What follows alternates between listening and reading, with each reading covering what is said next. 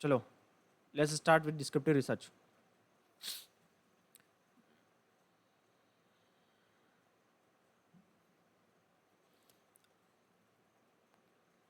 Descriptive research क्या होता है? मैंने आपको बताया था फर्स्ट क्लास में इन टाइप्स ऑफ रिसर्च में. What is descriptive research? Yes बताइए, डिस्क्रिप्टिव रिसर्च क्या होता है? जो एज इट इज कोई भी इवेंट को एज इट इज एक्सप्लेन कर देती है और उसमें कोई मैनिपुलेशन नहीं कर सकते हम लोग. जैसा भी हुआ है वैसा उसको डिस्क्राइब करना है. राइट, है ना? वो व्हाट इट इज का आंसर देती है. ठीक है, वेट.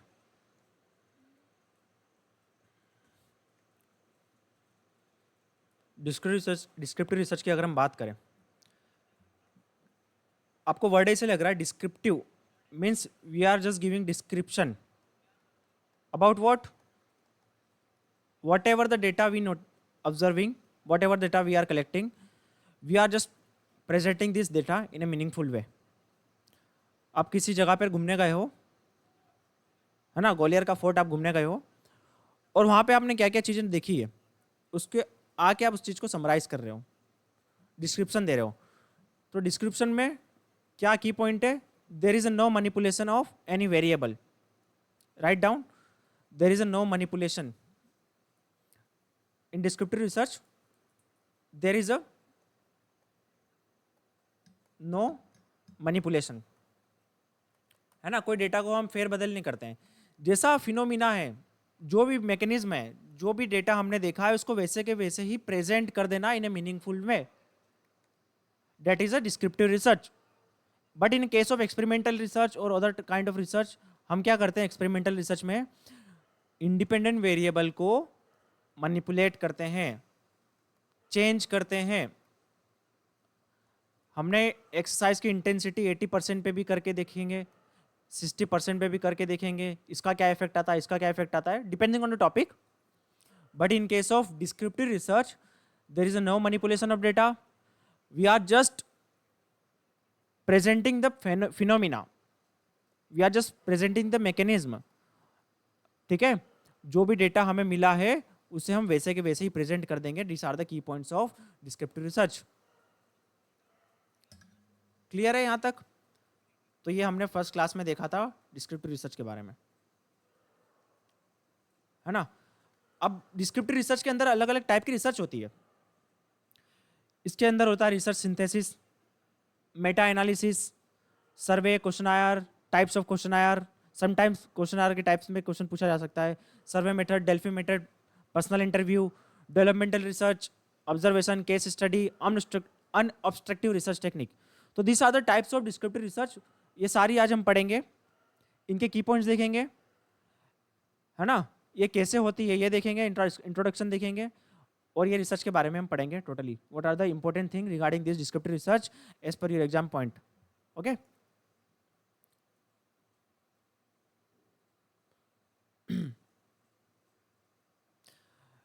सी, जैसे मैंने आपको बताया, a type of design that aims to systematically obtain information to describe a phenomena, situation और पॉपुलेशन. सपोज फॉर एग्जांपल, हमारे इंस्टीट्यूट में कितने परसेंट पीपल वेजिटेरियन है, ये हमने जस्ट उनका सर्वे किया. नॉन वेजिटेरियन कितने हैं, उनका मसल मास कितना है, कौन सी स्टेट से बिलोंग करते हैं, ये सारी चीज़ें हमने देखी. इसमें कोई हमने अपना मैनिपुलेशन नहीं किया, कोई फेर बदल नहीं किया, कोई चेंजेस नहीं किया. ये इन्फॉर्मेशन को हमने स्टैटिकली मीनिंगफुल वे में इसको प्रेजेंट कर दिया. तो इससे हमें एक इंसाइट मिल गया, हमें एक इससे इन्फॉर्मेशन मिल गई कि हाँ हमारे इंस्टीट्यूट में इतने परसेंट पीपल वेजिटेरियन है, इतने नॉन वेजिटेरियन है, इतने परसेंट नॉर्थ इंडिया से, इतने परसेंट बच्चे साउथ इंडिया से हैं. तो this are the just presenting information regarding population, regarding situation, regarding phenomena. ठीक है. सबसे पहला डिस्क्रिप्टिव रिसर्च है रिसर्च सिंथेसिस.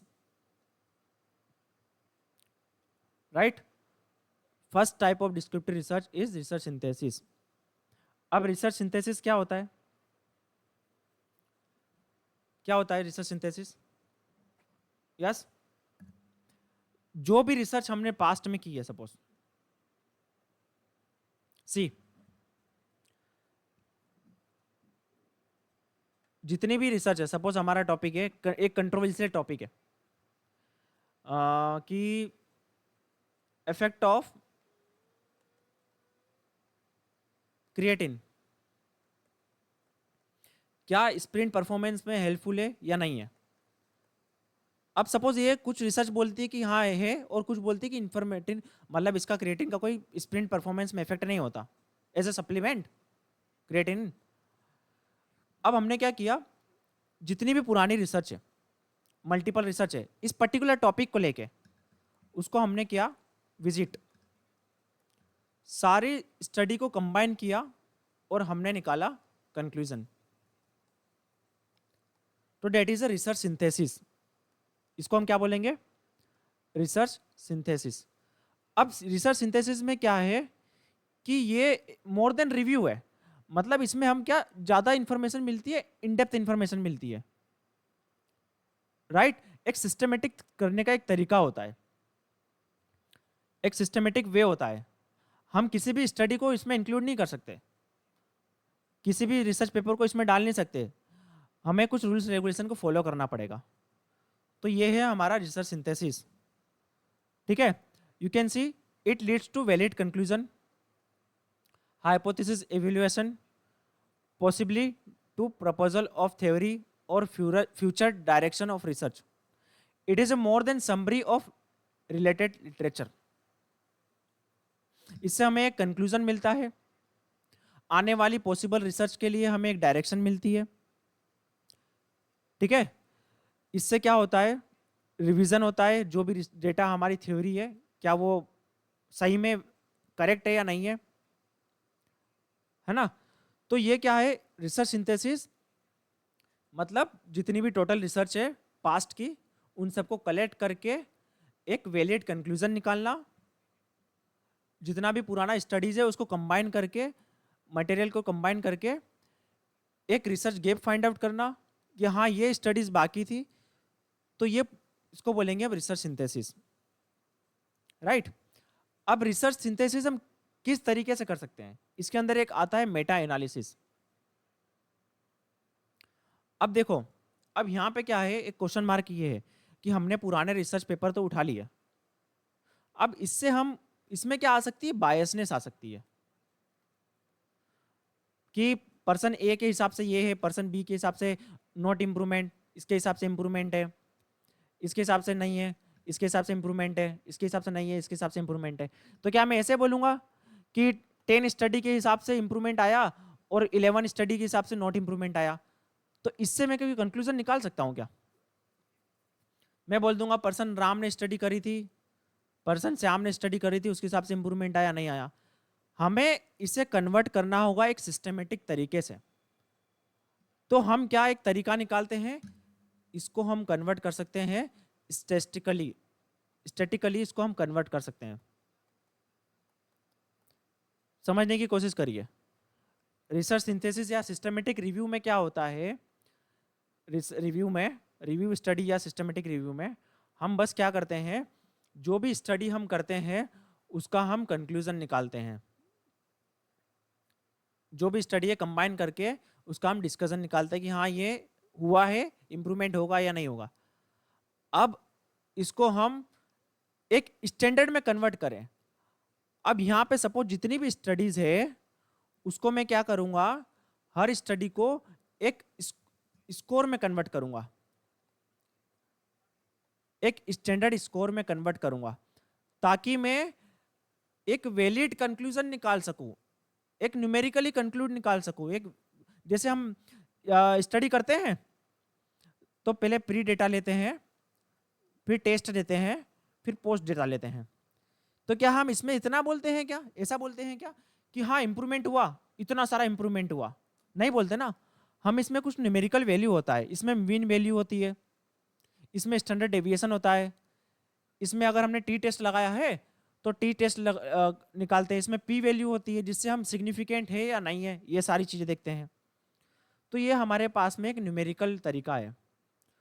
ऐसा ही जब हम जो भी स्टडी रिव्यू करते हैं, ये सारी, सपोज हमने स्टडी को रिव्यू किया, इन सारी स्टडी को हम कन्वर्ट करेंगे एक स्कोर में, हर स्टडी को हम एक स्कोर में कन्वर्ट करेंगे ताकि हम स्टैटिकली हम कंक्लूड निकाल सके कि क्या था हमारा टॉपिक, कि क्रिएटिन से इफेक्ट होता है या नहीं होता है। सब्जेक्टिवली नहीं, ऑब्जेक्टिवली हम एक कंक्लूजन निकाल सके। यहां तक समझ में आया? अब ये स्टैंडर्ड स्कोर को हम क्या बोलते हैं? हम इस प्रोसेस को हम बोलते हैं मेटा एनालिसिस। और जो स्टैंडर्ड स्कोर है उसको हम बोलते हैं इफेक्ट साइज। जो भी स्कोर है उसको हम कन्वर्ट कर देंगे इफेक्ट साइज में, कन्वर्ट करेंगे। क्लियर है? अब इफेक्ट साइज का फॉर्मूला क्या है? Mean of experimental group minus mean of control group divide by standard deviation. आप ये फॉर्मूला देख सकते हो। फॉर एग्जांपल, अब मीन क्या है? सपोज मैंने ट्रेनिंग दी। हाँ बोलिए, हाँ बोलिए, क्या क्या बोल रहे हो?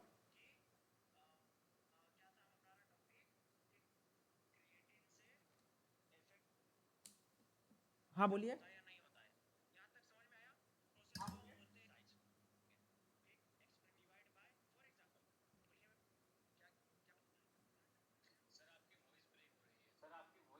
एक मिनट रुक जा, एक मिनट। हाँ,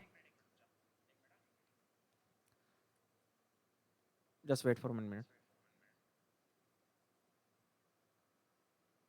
सबको ब्रेक हो रही क्या मेरी वॉइस? Let me know. कब से हो रही है?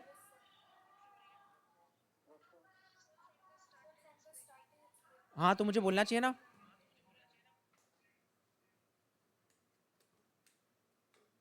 ब्रेक हो रही तो फिर समझ में कैसे आएगा? रुको 1 मिनट। यार मेरी साइड से तो क्लियर आ रही है। अभी क्लियर आ रही क्या?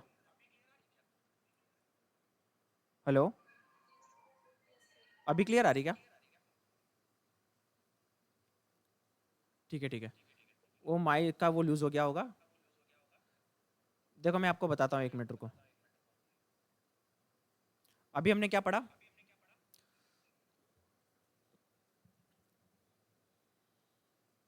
M I audible now? Okay okay, सुनो। पेशेंस के साथ में शांति से सुनते जाना, ठीक है? मैं दिख रहा हूँ सबको?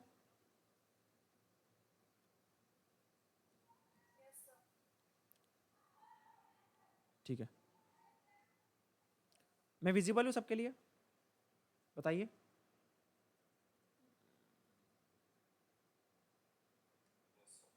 ओके।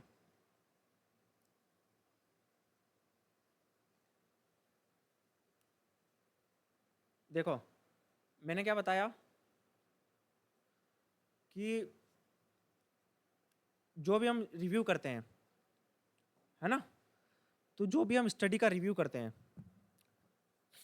अब वो रिव्यू को हम सब्जेक्टिवली करते हैं।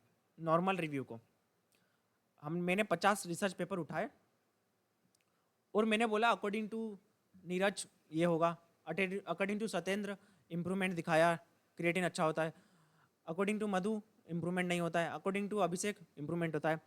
तो क्या अब मैं इसका कंक्लूजन ऐसे निकाल सकता हूँ क्या? ऐसे बोलूँगा क्या कि 10 स्टडी ने बोला है कि इम्प्रूवमेंट होगा, 12 स्टडी ने बोला इम्प्रूवमेंट नहीं होगा, अब इससे कुछ कंक्लूजन निकला क्या? मतलब पूरा सिस्टमेटिक कंक्लूजन निकला क्या इस चीज, ये प्रोसेस से? तो क्या होता है, जितनी भी रिसर्च पेपर है उसको हम स्कोर को कन्वर्ट करते हैं एक एक स्टडी को इफेक्ट साइज में। किस में कन्वर्ट करते हैं? यस, एक स्टैंडर्ड स्कोर में, इफेक्ट साइज में, है ना? अब सपोज क्या हुआ, एक कंट्रोवर्शियल टॉपिक है, सपोज फॉर एग्जांपल कि स्ट्रेंथ ट्रेनिंग का या फिर फ्लेक्सिबिलिटी ट्रेनिंग का फीमेल के ऊपर ज़्यादा इफेक्ट होगा या मेल के ऊपर ज़्यादा इफेक्ट होगा। ये टॉपिक है सपोज फॉर एग्जांपल। अब ये कंट्रोवर्शियल है, मेरे को जानना है कि फीमेल के ऊपर ज़्यादा इफेक्ट होगा या मेल के ऊपर ज़्यादा इफेक्ट होगा। फ्लेक्सिबिलिटी ट्रेनिंग का, तो मैं क्या करूँगा, मैं क्या स्टडीज़ देखूंगा, वो बायसनेस भी आ सकती है उसमें। इस प्रोसेस को स्टैंडर्ड कन्वर्ट करने के लिए मैंने क्या किया, इफेक्ट साइज कन्वर्ट करूंगा मैं। क्या करूंगा, इफेक्ट साइज में कन्वर्ट करूंगा। अब कॉपी पे लिखो, सारे लिखो कॉपी पे, effect size is equal to, ये 21 में ये क्वेश्चन भी आया था, ठीक है, यूजीसी नेट की कैलकुलेशन आया था इफेक्ट साइज का, है ना। तो फॉर्मूला लिखो, mean of control group, sorry mean of experimental group minus mean of control group divide by standard deviation. लिख लिया, सबने लिख लिया। Mean of experimental group minus M E लिख लो, एम ई छोटा E minus mean of control group divide by standard deviation.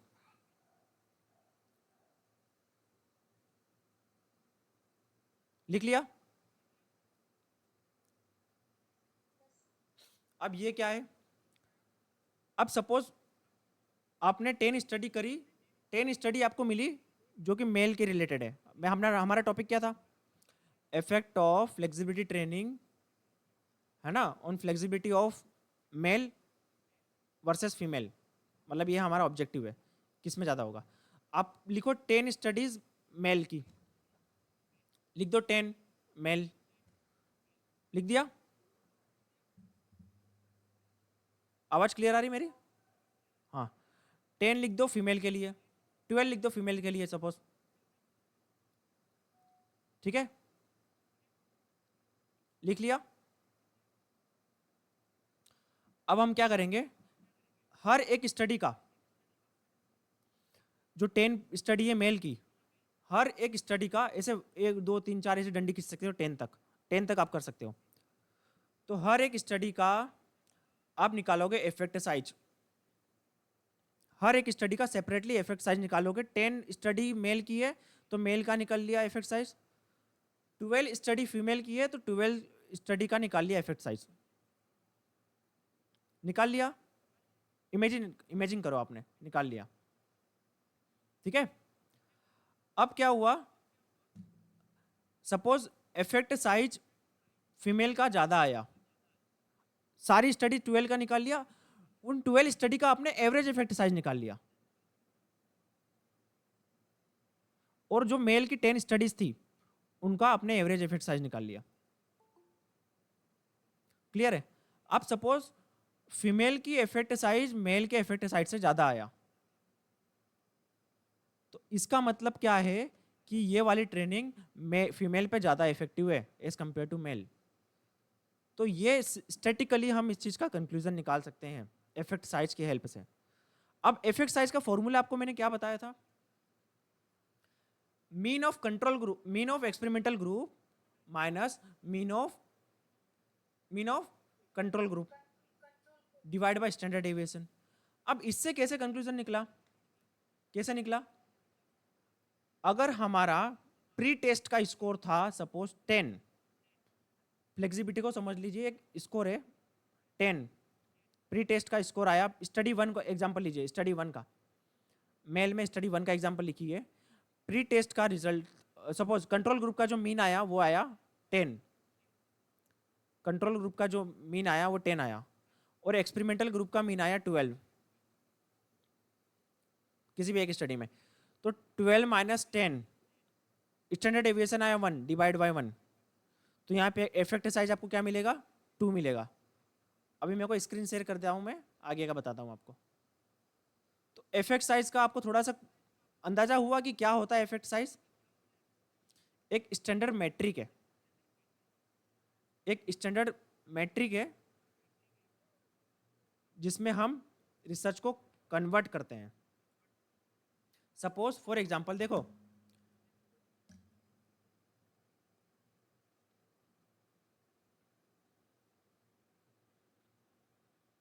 Now देखिए screen share कर रहा हूं मैं, देखिए यहां पे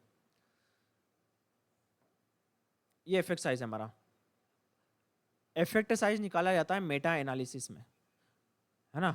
तो पहले आपको मैं इफेक्ट साइज के बारे में बता देता हूँ, फिर आएंगे मेटा एनालिसिस के ऊपर। तो मैंने यहाँ पे सपोज 10 स्टडी देखी है मेल के ऊपर, और 10 स्टडी देखी है 12, 10 कुछ भी नंबर हो सकता है, ज़्यादा जरूरी नहीं कि इक्वल हो, है ना। 12 के स्टडी देखी फीमेल के ऊपर। अब मुझे देखना है मेल वर्सेस फीमेल कि इस पर्टिकुलर ट्रेनिंग का इफेक्ट मेल पे ज़्यादा होता है या फीमेल पे ज़्यादा होता। अब मैं इसके लिए एक एक स्टडी को जाके नहीं बोलूँगा कि 10 स्टडी ने बोला है इसके ऊपर होता है, 12 स्टडी के ऊपर नहीं होता, नहीं ऐसा नहीं चलेगा। रिसर्च में ऐसे नहीं काम करता है, हमें इसको स्टैंडर्ड में कन्वर्ट करना पड़ेगा, ठीक है। तो अब मैं क्या करूँगा, ये मेल की जो 10 स्टडीज़ है हर किसी का निकालूंगा, क्या निकालूंगा, इफेक्ट साइज, हर स्टडी का निकालूंगा इफेक्ट साइज। फीमेल के ऊपर जितनी भी 12 स्टडीज या जितनी भी नंबर ऑफ स्टडीज हुई है हर स्टडी का निकालूंगा इफेक्ट साइज।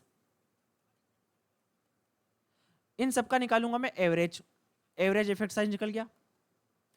इन सब जो मेल की स्टडी फीमेल की स्टडी का भी जितना भी था उनका भी निकल गया एवरेज इफेक्ट साइज। अब अगर फीमेल की स्टडी का इफेक्ट साइज ज़्यादा निकला as compare to males study, इसका मतलब है कि ये पर्टिकुलर XYZ ट्रेनिंग मेल के ऊपर फीमेल के ऊपर ज़्यादा इफेक्टिव है। तो ये हम कंट्रोवर्शियल चीज़ों में या फिर किसी भी चीज़ का हम कंक्लूजन निकाल सकते हैं थ्रू मेटा एनालिसिस, ठीक है। तो ये इफेक्ट साइज निकाला जाता है, स्टैंडर्ड स्कोर में कन्वर्ट किया जाता है सारी स्टडीज को। तो देखो इसकी प्रोसेस क्या है, सबसे पहले इफेक्ट साइज क्लियर हुआ आपको, क्या होता है effect size theoretically? Yes clear है, एनी डाउट? यस सर, पर कंट्रोल ग्रुप कौन सा रहेगा इसमें? एक मिनट बताता हूं मैं, ये कैलकुलेशन के ऊपर आएंगे, ठीक है। Meta analysis, identify the problem. Suppose हमने प्रॉब्लम देखी कि मेल वर्सेस फीमेल कंट्रोवर्शियल है, किसके ऊपर ये इफेक्टिव होगा ये treatment. Perform literature search by specific mean, literature search जितनी भी स्टडीज हम कलेक्ट कर लेंगे जो कि इस पर्टिकुलर वेरिएबल के ऊपर है, 10, 20, 50, है ना। अब यहाँ पे क्या है, हर स्टडी को हम इंक्लूड नहीं कर सकते, यहाँ पे लगेगा इंक्लूजन क्राइटेरिया। 100 स्टडी मिली, यहाँ पे हमने लगाया फिल्टर, जो मोर अप्रोप्रिएट है, मोर एक्यूरेट है, ऐसे क्राइटेरियाज होते हैं, उसके ऊपर नहीं जाएंगे हम। उसमें से 50 में से हमारे लिए स्टडी मिली 25 सपोज, तो यहाँ पे क्या है, इंक्लूजन और एक्सक्लूजन क्राइटेरिया सेट होगा, ये थर्ड स्टेप है ना। इंपॉर्टेंट चीज़ों को इसमें हम कोड करेंगे, आइडेंटिफाई करेंगे, इस स्टडी में क्या चीज़ें निकला, क्या कंक्लूजन निकला, क्या डिस्कशन ऑफ फाइंडिंग्स निकली, ये स्टेप हो गई। उसके बाद हर स्टडी का हम कैलकुलेट करेंगे इफेक्ट साइज, हर स्टडी का क्या निकालेंगे, इफेक्ट साइज। सेपरेटली मेल का अलग से निकालेंगे और फीमेल स्टडीज का अलग निकालेंगे। यहाँ पे मेल और फीमेल है, सपोज यहाँ पे strength training versus endurance training भी हो सकता है, एंडोरेंस ट्रेनिंग कुछ भी हो सकता है ना। फिर इफेक्ट साइज निकाला, स्टैटिस्टिक्स निकाल लगाया इसके ऊपर, जो भी कैलकुलेट करेंगे इफेक्ट साइज का एवरेज निकाल के, फिर इसको करेंगे रिपोर्ट, और ये है हमारा रिव्यू पेपर, इसे हम बोलते हैं मेटा एनालिसिस। ये जनरल रिव्यू नहीं है, ये रिव्यू के अंदर आता है, Meta analysis is part of review. ये सपोज रिव्यू है, तो रिव्यू डिफरेंट डिफरेंट टाइप्स के रिव्यू होते हैं, उसमें एक तरीका है Meta analysis. Meta analysis is a type of review, एक तरीका होता है, एक सिस्टमेटिक टाइप का रिव्यू होता है, और एक ये है सिस्टमेटिक रिव्यू। जरूरी नहीं है कि हर सिस्टमेटिक रिव्यू मेटा एनालिसिस हो। रिव्यू और सिस्टमेटिक रिव्यू में डिफरेंस क्या है, देखो इधर मैं आपको एक बताता हूं कॉन्सेप्ट। देखो ये है हमारा रिव्यू, ये है हमारा सिस्टमेटिक रिव्यू, और ये है मेटा एनालिसिस। नॉर्मल रिव्यू है, नैरेटिव रिव्यू है, इसमें कोई रूल्स रेगुलेशन फॉलो नहीं आते हैं, पुराने जितने भी ऑथर्स हैं उनका हम कंक्लूजन निकालते हैं। सिस्टमेटिक रिव्यू में क्या होता है, मोर थॉरली होता है, मतलब ज़्यादा इनडेप्थ होता है, रूल्स रेगुलेशन के साथ में होता है, हर किसी स्टडी को हम इसमें इंक्लूड नहीं कर सकते हैं, कुछ रेगुलेशंस होते हैं, प्रिज्मा फॉर्मूला वगैरह, मतलब एक प्रोटोकॉल्स को फॉलो करने। हेलो, हाँ बोलिए बेटा। यस, आवाज नहीं आ रही क्या?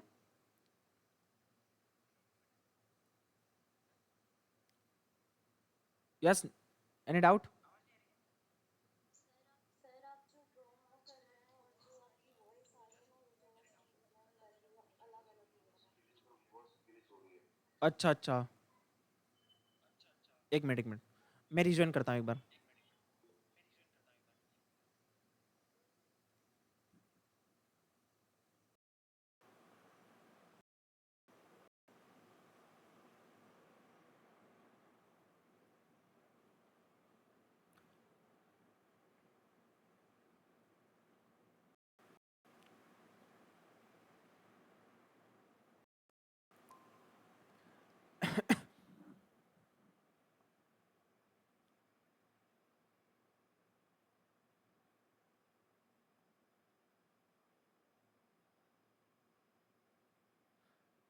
तो मैंने क्या बताया था, कहाँ से प्रॉब्लम आ रही थी, कहाँ से प्रॉब्लम आ रही थी?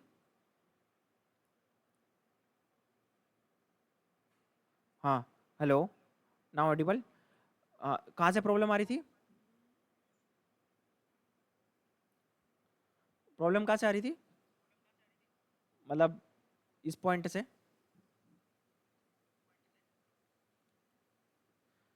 सर स्टेप आप वो कर रहे थे, ड्रॉप एंड सॉल्यूशन दिए थे रिव्यू वाला। ठीक है ठीक है, स्टेप्स। तो मैं पहले रिव्यू और सिस्टमेटिक में बता देता हूँ इसके बीच में डिफरेंस। रिव्यू क्या होता है, एक सिंपल सा रिव्यू होता है। सिस्टमेटिक रिव्यू क्या होता है, जिसमें प्रोटोकॉल्स को फॉलो किया जाता है ना, रूल्स रेगुलेशन को फॉलो किया जाता है। और Meta analysis can be the part of systematic review, इसमें मेटा एनालिसिस को भी इंक्लूड किया जाता है। ठीक है, तो ये डिफरेंसेस है रिव्यू, सिस्टमेटिक रिव्यू और मेटा एनालिसिस में। तो ये क्लियर है, स्टेप्स क्लियर है आपको? ये यहाँ पे प्रॉब्लम थी क्या वॉइस में? एक और बताओ क्या?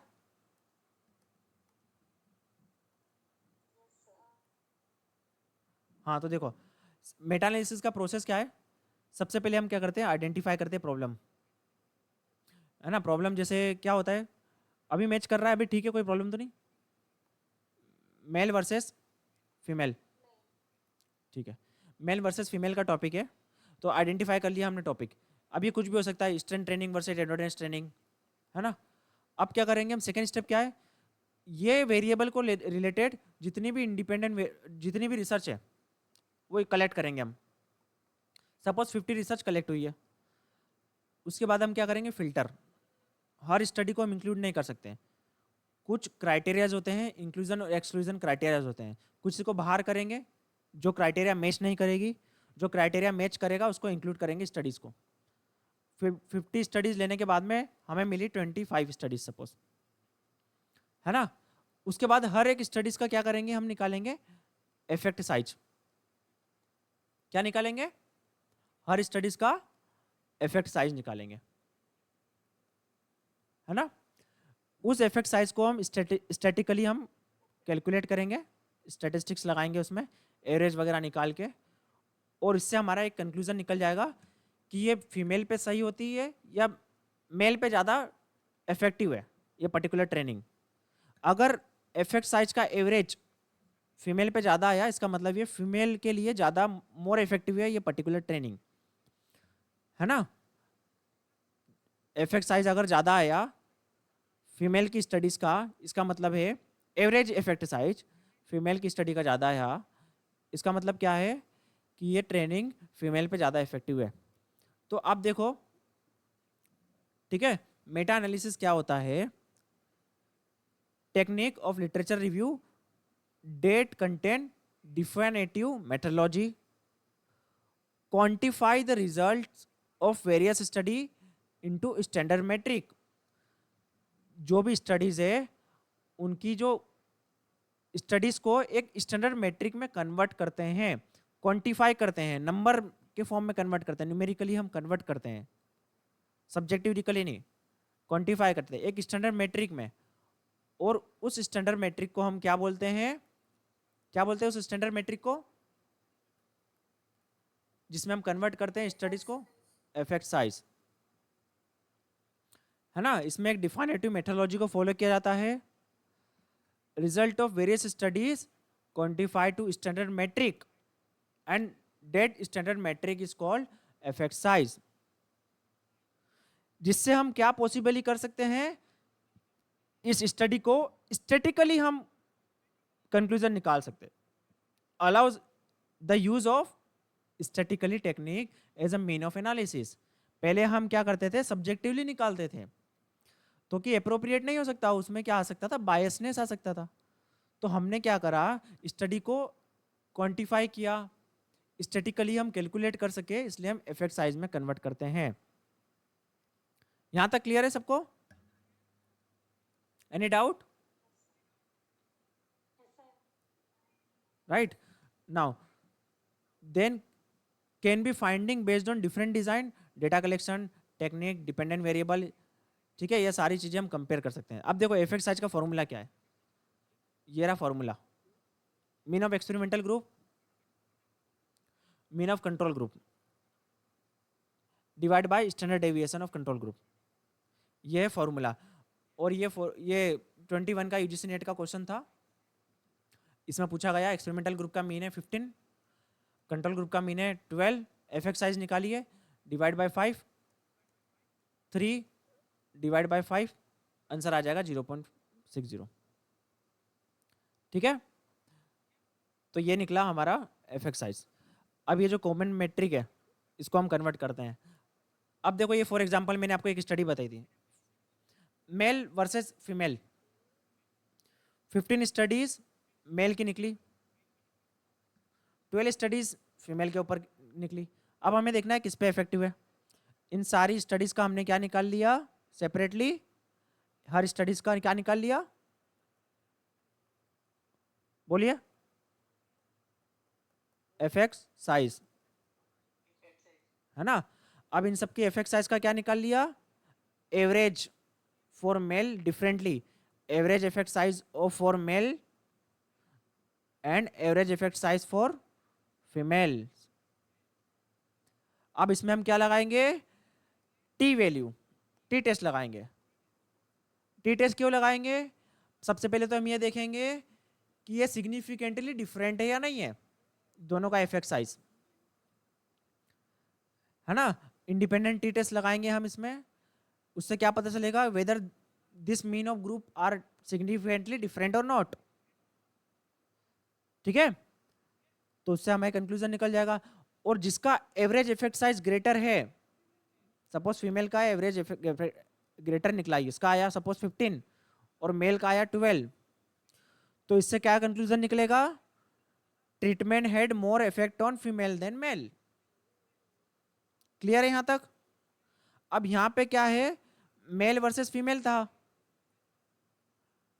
यहाँ पे strength training versus endurance training भी हो सकती है। कोई सा कंट्रोवर्शियल टॉपिक हो कि स्ट्रेंथ ट्रेनिंग की वजह से ज़्यादा इंप्रूवमेंट होता है पर्टिकुलर वेरिएबल में, या एंडोरेंस ट्रेनिंग की वजह से, तो यहाँ पे वो भी रिप्लेस हो सकता है। तो वेरिएबल कुछ भी आ सकते हैं। ठीक है, तो ये स्टडी से मेटा एनालिसिस से हम कंक्लूजन निकाल सकते हैं, एक वैलिड कंक्लूजन, एक ऑब्जेक्टिवली निकाल सकते हैं हम विदाउट बायसनेस। रिव्यू में क्या होता है, हम एक नॉर्मली हम बोल देते हैं हाँ ये निकलेगा, ये इफेक्ट है, ये नहीं है, ऐसे जनरली बोल देते हैं। क्लियर है? इससे हमें क्या बेनिफिट होता है, ये आप रीडिंग कर सकते हो, अप्रोप्रिएटली अप्लाई करें, इंटरप्रिटेड निकल सकता है, अंडरलाइन प्रिंसिपल्स, नई नई चीज़ें पता चल सकती है आपको, आने वाले प्रोग्राम के लिए बेस बन सकता है, डेवलपमेंट के लिए, फ्यूचर रिसर्च के लिए। मतलब हमें एक अच्छी इंटरेस्टिंग सी चीज़ें आउटकम मिलते हैं इससे, जिसका हम प्रैक्टिकल इस्तेमाल कर सकते हैं ट्रेनिंग में। क्या स्ट्रेंथ वर्सेस ट्रेनिंग बेटर है, कौन सा ये सही है प्रोग्राम, कौन सा प्रोटीन क्रिएटिन वर्सेस प्रोटीन, कौन सा स्प्रिंट परफॉर्मेंस के लिए ज़्यादा इफेक्टिव होगा। तो जो भी कंट्रोवर्शियल चीज़ें, हमें एक कंक्लूजन निकलेगा उन चीज़ों से। क्लियर है? तो ये था मेटा एनालिसिस, ये था इफेक्ट साइज, ये था systematic review. Any doubt? Clear है सबको? यस एवरीवन, जयकांत, नीरज, सत्येंद्र, किसजीत, नेहा, सबको क्लियर है? कालू, क्लियर है कालू? कालू कमल, अपने नाम से ज्वाइन किया कर।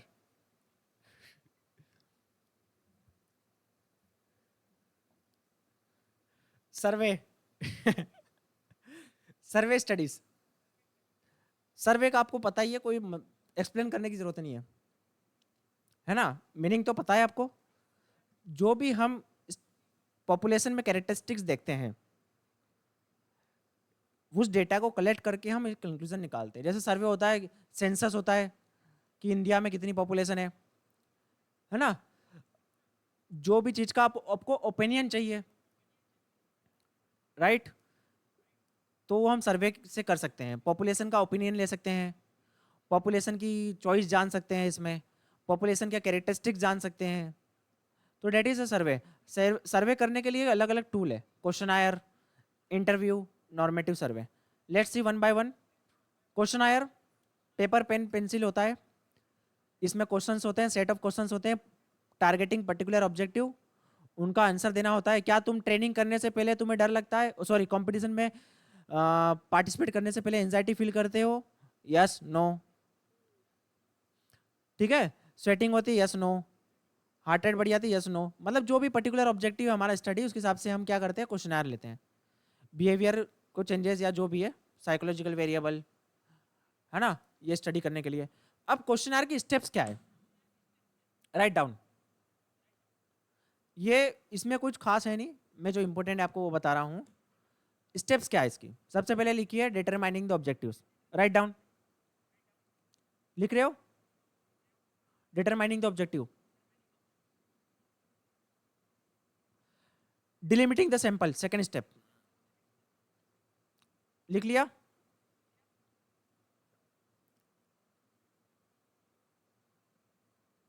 थर्ड स्टेप लिखिए, ये थर्ड स्टेप इसमें डाल देना, फोर्थ डल गया गलती से। Constructing the questionnaire,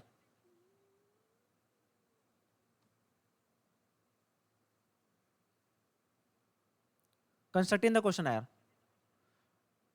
next step लिखिए अपीयरेंस एंड डिजाइन,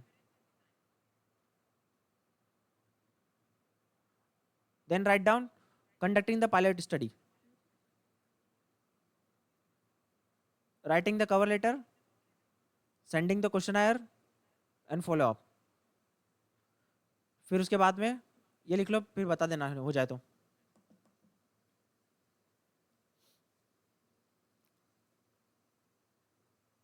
एक अलग से कॉपी बना के रखी है, उसमें कंटिन्यूस, ऐसा नहीं कि आज इस पेज में लिख लिया, दूसरे कल दूसरी किसी और पेज में, रिवीजन करने में प्रॉब्लम होगी। फिर कंटिन्यू एक ही जगह पे होना चाहिए सारा डेटा। हो गया यहाँ तक?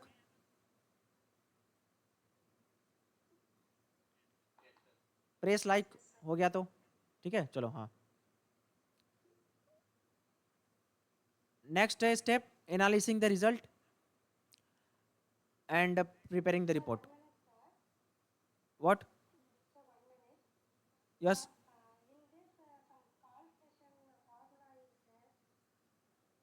क्या क्या? I will explain every point, I will explain every point. Okay, हाँ, I am just writing, making clear that steps. सबसे पहले क्या है, डिटरमाइनिंग द ऑब्जेक्टिव, है ना? तो वट एवर द स्टडी, किसी भी टाइप की स्टडी हो, यही ऑब्जेक्टिव, सबसे पहले हम ऑब्जेक्टिव करते हैं कि क्या हमें करना है सर्वे में, है ना?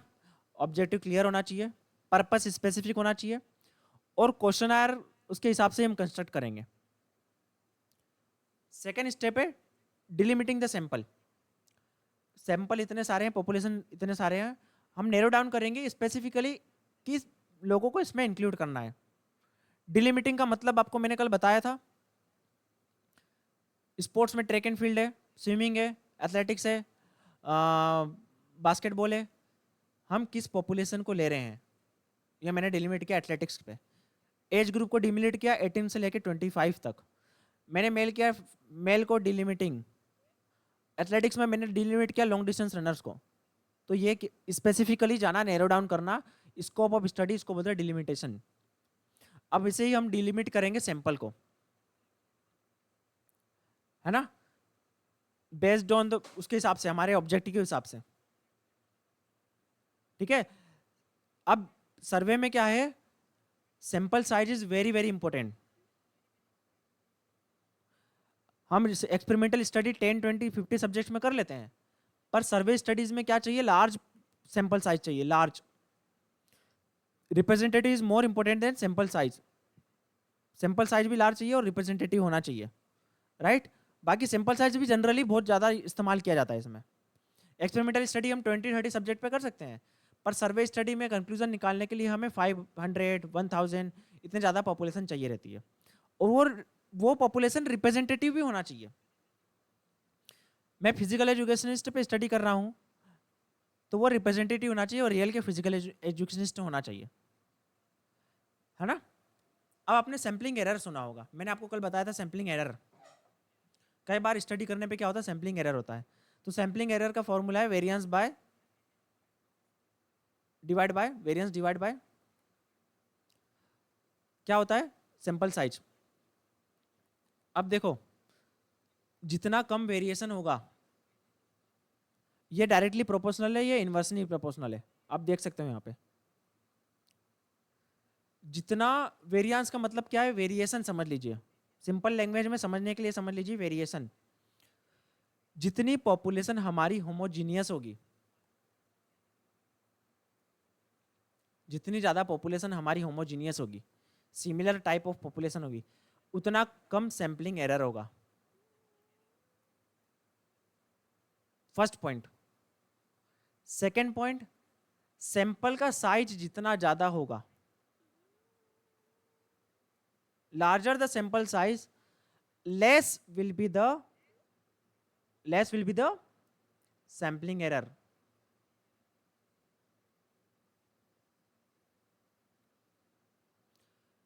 इसको समझिए डायग्राम से एक, यहां तक क्लियर है।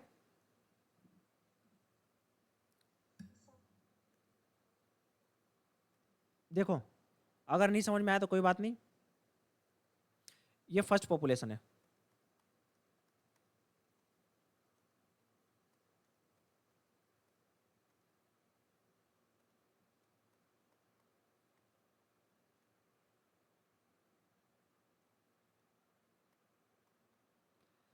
ठीक है, ये पॉपुलेशन फर्स्ट है। अब यहाँ इसमें से मैंने क्या किया, मेरा डिजायरेबल क्या है, किस पॉपुलेशन पे स्टडी कर रहा हूं मैं, ब्लू पे।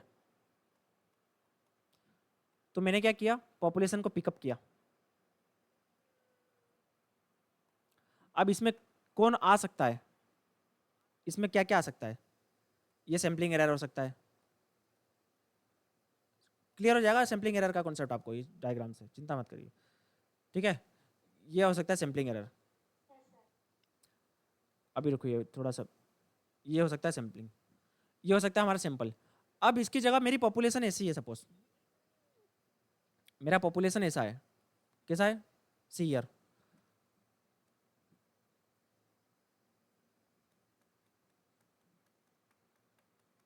Now see the population characteristics.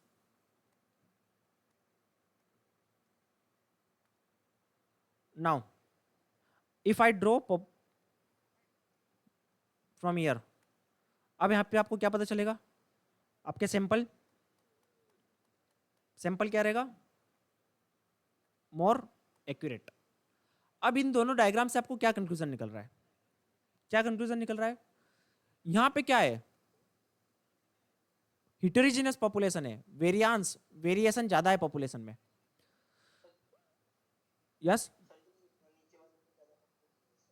क्या क्या बोलिए, हाँ हाँ, yes, right, this population, this sample is heterogeneous, more variation are there, is there, ज्यादा वेरिएशन है, तो ये सैंपलिंग एरर क्या होगा, ज्यादा होगा सैंपलिंग एरर। सैंपलिंग एरर क्या फॉर्मूला क्या था, under root variance directly proportional. यहाँ पे क्या है, पॉपुलेशन क्या है, होमोजीनियस है, होमोजीनियस पॉपुलेशन है यहाँ पे। तो यहाँ पे सैम्पलिंग एरर कम हुआ कि नहीं हुआ, समझ रहे हो आप, क्लियर है सैम्पलिंग एरर क्या होता है, सैम्पलिंग एरर का रियल मीनिंग, यस। अभी कभी भूलोगे जिंदगी में what is sampling error, more the variance more the sampling error. अब सपोज देखो ये कंडीशन को उठाओ, अब इसी कंडीशन को हम आगे बढ़ाते हैं।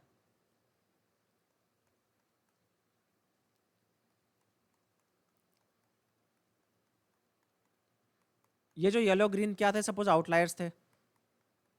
अब मैंने क्या कर दिया, सैंपल साइज को बढ़ा दिया। अब अगर सैंपल साइज को बढ़ा देंगे ना हम, तो सैंपल साइज को बढ़ाने की वजह से क्या होता है, मैं पॉपुलेशन को उठाऊंगा तो इसमें एक्सट्रीम वैल्यूज कम दिखेगी मेरे को, जो डिफरेंट हेटेरोजेनियस क्या हो जाएगा वो कम हो जाएगा। तो ये सेकेंड कंडीशन है। सैम्पलिंग एरर और डिवाइड बाय क्या था, एन।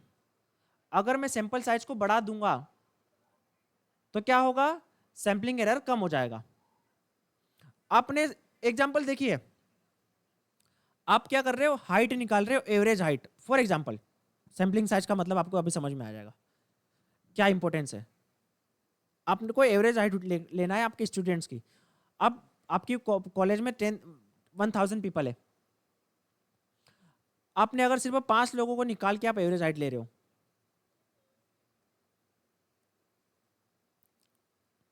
इसकी हाइट है सपोज 7, समझने के लिए सपोज 10 फुट कर देते हैं, समझने के लिए इनकी हाइट है 6, 5, 4, 6। अब इसका एवरेज क्या निकलेगा, यस एवरेज बताइए, एवरेज बताइए जल्दी से। अरे एवरेज बताओ, मैथमेटिक्स इतना कमजोर है क्या बच्चों? 10, 16, 21, 31, 1 2 3 4 5, 31 डिवाइड बाय 5, 6 पॉइंट समथिंग, ठीक है, यही आएगा जो भी एवरेज निकला। अब हमने क्या किया, एवरेज सपोज निकला हमारा 7। अब यहाँ पे देखो ये आउटलायर है, ये एक्सट्रीम वैल्यूज है, इसके वजह से क्या हुआ, हमारा एवरेज शिफ्ट हो गया हायर साइड पे। अब अगर मैंने क्या किया, सपोज सैंपल का साइज बढ़ा लिया, तो क्या इसका इफेक्ट होगा इतना एवरेज पे, क्या इसका इतना इफेक्ट होगा, नहीं होगा ना। ये होता है सैंपल साइज बढ़ाने से, ज्यादा सैंपल साइज रहेगा तो सैंपलिंग एरर कम होगा। तो that is concept of sampling error, clear है सबको, ठीक है। सर पर सैंपल साइज जो बढ़ेगी वो होमोजीनियस बढ़नी चाहिए या हेटेरोजीनियस? हाँ ये भी ठीक है। देखो क्या होता है, देखो ये जो हेटेरोजीनियस है ना, ये जनरली पॉपुलेशन में क्या है, आउटलायर्स की तरह है, आउटलायर्स की तरह, एक्सट्रीम वैल्यूज की तरह है, राइट। हम पॉपुलेशन तो जो उठाते हैं ना, जो हम पॉपुलेशन लेते हैं, वो हमारा जो एजप्शन यही रहता है कि वो सिमिलर पॉपुलेशन हो। सपोज मैंने स्प्रिंटर्स लिए हैं, नेशनल लेवल स्प्रिंटर्स, तो उनका क्या है, नेशनल लेवल स्प्रिंटर्स अगर मैंने लिए हैं, या फिर सपोज इंटरनेशनल लेवल स्प्रिंटर्स लिए हैं, तो ऑब्वियसली 100 मीटर के हैं, तो उनका जो टारगेट जो अपना उनका स्प्रिंट का टाइमिंग होगा, ऑब्वियसली वो अच्छा ही होगा, अंडर 11 देखा जाए, 11 के आसपास, 15 सेकेंड वगैरह नहीं होगा। तो अगर मेरे पॉपुलेशन सिर्फ 5 लोगों को 10 लोगों को उठाया, तो उसमें एक पर्सन ऐसा आ गया जिसका टाइमिंग ज़्यादा है, पर मैंने इंटरनेशनल स्प्रिंटर्स का क्या किया, लार्ज पॉपुलेशन लिया, तो उसमें क्या रहेगा, मैक्सिमम पीपल्स का जो इंटरनेशनल लेवल के स्प्रिंटर्स है उनका मैक्सिमम टाइमिंग एक्यूरेट रहेगा जितना होना चाहिए। तो उसमें जो एक दो जो एक्सट्रीम वैल्यूज था, जो एक दो पर्सन थे, 2-3 पर्सन थे जिनका टाइमिंग बेकार था, तो लार्ज पॉपुलेशन पे क्या होगा, उसका एवरेज इफेक्ट नहीं होगा। समझ रहे हो? तो यहाँ हेटेरोजेनियस का मतलब क्या है? जब हम स्मॉल पॉपुलेशन लेते हैं तो उसमें क्या होता, कुछ एक्सट्रीम वैल्यूज आ जाती है, आउटलायर्स आ जाते हैं। तो सैंपल के साइज बढ़ाने की वजह से उन आउटलायर्स का, उन एक्सट्रीम वैल्यूज का इफेक्ट नहीं होता। जैसे आपको मैंने सैंपल का हाइट का बताया, तो सबकी एवरेज हाइट कम ही रहती है ना, नॉर्मल ही रहती है। पर हमने सैंपल साइज 5% का लिया, उसमें कोई लंबा आ गया, वसूली भाई आ गया, तो वो तो हमारे डेटा को बढ़ा देगा, एवरेज हाइट को ज्यादा बता देगा। पर वसूली भाई को हमने ग्रुप में रहने दिया और 100 पीपल और ऐड कर दिए, तो क्या एवरेज नॉर्मलाइज हो जाएगा? तो ये है सिंपल साइज का कॉन्सेप्ट। क्लियर है? समझ रहे हो? नाउ नेक्स्ट स्टेप है कंस्ट्रक्टिंग द क्वेश्चन आयर। अब क्वेश्चन आयर होते हैं दो टाइप के, open ended, close ended. Open ended का मतलब आपको पता ही है। क्या आपको कंपटीशन खेलने से पहले एंजाइटी होती है? Mark yes, if yes then briefly describe this condition. Interview allows respondent consider latitude to express feeling and express the ideas. आपको ऐसा होता है तो क्यों होता है, इसका थोड़ा सा subjective explanation. Closed ended questions क्या होते हैं? डायरेक्टली यस और नो, कैटेगरिकल टाइप ऑफ, है ना। यहाँ पे मैंने स्केल दे दिया, लिकर्ट स्केल, ठीक है। यहाँ पे मैंने देख लिया yes, rarely, where rarely, extremely, ठीक है। एक स्केल होता है कि स्ट्रांगली एग्री, डिसएग्री। तो या मैंने क्या क्वेश्चन पूछा, whether I feel anxious before competition, agree या स्ट्रांगली डिसएग्री। तो ये हमारा एक स्केल होता है, इसमें कोई एक्सप्रेस करने के लिए, सब्जेक्ट को एक्सप्रेस करने के लिए वो नहीं होता हाँ मुझे कितना होता है। तो इसमें कोई सब्जेक्ट टू द पॉइंट होता है, यस नो, स्केल होता है, यस मार्क करना होता है, बस। क्लियर है? क्लोज एंडेड क्वेश्चन में भी अगर हम देखें तो रैंकिंग के हिसाब से होता है, स्केल होता है, जैसे ये आप देख सकते हो, rarely, sometimes, open, frequently. Likert scale होता है, agree, strongly agree, disagree. Categorical, yes और नो, एग्री, डिसएग्री, बस नॉर्मल सा यही है। तो ये हो गया हमारा types of. Now appearance and design is very important, simple रखिए, ठीक है। सबसे पहले क्या होता है, क्वेश्चन के स्टार्टिंग में ऑब्जेक्टिव डिसाइड, ऑब्जेक्टिव लिखिए, उसमें ये लिखिए कि your information will be confidential, है ना। कवर लेटर साथ में सेंड करते हैं जिसमें हम डिस्क्राइब करते हैं स्टडी के बारे में कि ये स्टडी हमारा, आपका 5 मिनट लगेगा, प्लीज रिस्पॉन्स करिए, हमारे ये स्टडी के लिए बहुत इंपॉर्टेंट है, आप इस पॉपुलेशन में सिलेक्टेड हो, ऐसा करके कवर लेटर लिखना होता है। स्टडी करने से पहले हम करते हैं पायलट स्टडी। हमने क्वेश्चन बना दिया, 1000 पीपल है, अगर हमने उन पे भेज दिया और एरर आ गया सपोज, तो हमारा इतना सारा टाइम, इतनी सारी एनर्जी वेस्ट हो जाएगी। To check the accuracy, to check the feasibility of our study, we will do this with little population. Suppose for example इनको हमने 20 people पे ये स्टडी भेज के देख लिया कि डेटा सही से आ रहा है कि नहीं आ रहा। इलेक्ट्रॉनिक सर्वे है, ईमेल भेजा, तो क्या हमारा रिकॉर्डिंग सही हो रहा है या नहीं हो रहा। तो ये होता है मोटो पायलट स्टडी का, इसको फिजिबिलिटी स्टडी भी बोलते हैं, पायलट स्टडी भी बोलते हैं। यस, सर ये पायलट स्टडी का जो नंबर है कितने परसेंट होना चाहिए पॉपुलेशन? ऐसा तो कुछ एक्यूरेट इंफॉर्मेशन दिया नहीं गया एज पर माई नॉलेज, मैंने जितनी भी बुक देखी है ना, ऐसा कुछ एक्यूरेटली पढ़ा नहीं कितना होना चाहिए, बट मैं भी जितना जिससे हम कंक्लूजन निकाल सकें, 20, 30, 40 according to me, right. Next है कवर लेटर, है ना। जैसे मैंने आपको बताया पायलट स्टडी आपने कर ली, अब आपको क्वेश्चन को भेजना है फाइनली 1000 पीपल को। तो कवर लेटर लिखेंगे, कवर लेटर में क्या होता है, आपका पर्पस एक्सप्लेन करोगे, आपके लिए सर्वे क्या इंपॉर्टेंस है। देखो हर कोई इतना इंपॉर्टेंट लेता नहीं अपने क्वेश्चन को, बहुत सारे इग्नोर कर देते हैं, तो थोड़ा एम्फेसिस करिए, रिक्वेस्ट करिए, उसमें इंपॉर्टेंस डालिए। उसमें ये लिखे कि आपकी प्राइवेसी हम मेंटेन रखेंगे, आपका नाम हम छुपा के रखेंगे, आईडी अलर्ट करेंगे, इसको हम स्प्रेड नहीं करेंगे, हाँ ये पर्सन ने भेजा उसके हिसाब से ये इन्फॉर्मेशन है, मतलब कॉन्फिडेंशियल रखेंगे चीज़ों को। क्वेश्चन को भेज देंगे, क्वेश्चन को हमने भेज दिया, उसके बाद हम करेंगे फॉलो अप। फॉलोअप का मतलब क्या होता है, आपने क्वेश्चनर को भेज दिया सपोज, तो क्वेश्चनर भेजने के बाद क्या होता है, कुछ लोग करते हैं, या आपने क्वेश्चनर भेज दिया, कुछ लोग करते हैं रिस्पॉन्स, और कुछ लोग क्या करते हैं, नो रिस्पॉन्स, मतलब कुछ लोगों ने कोई रिस्पॉन्स नहीं किया।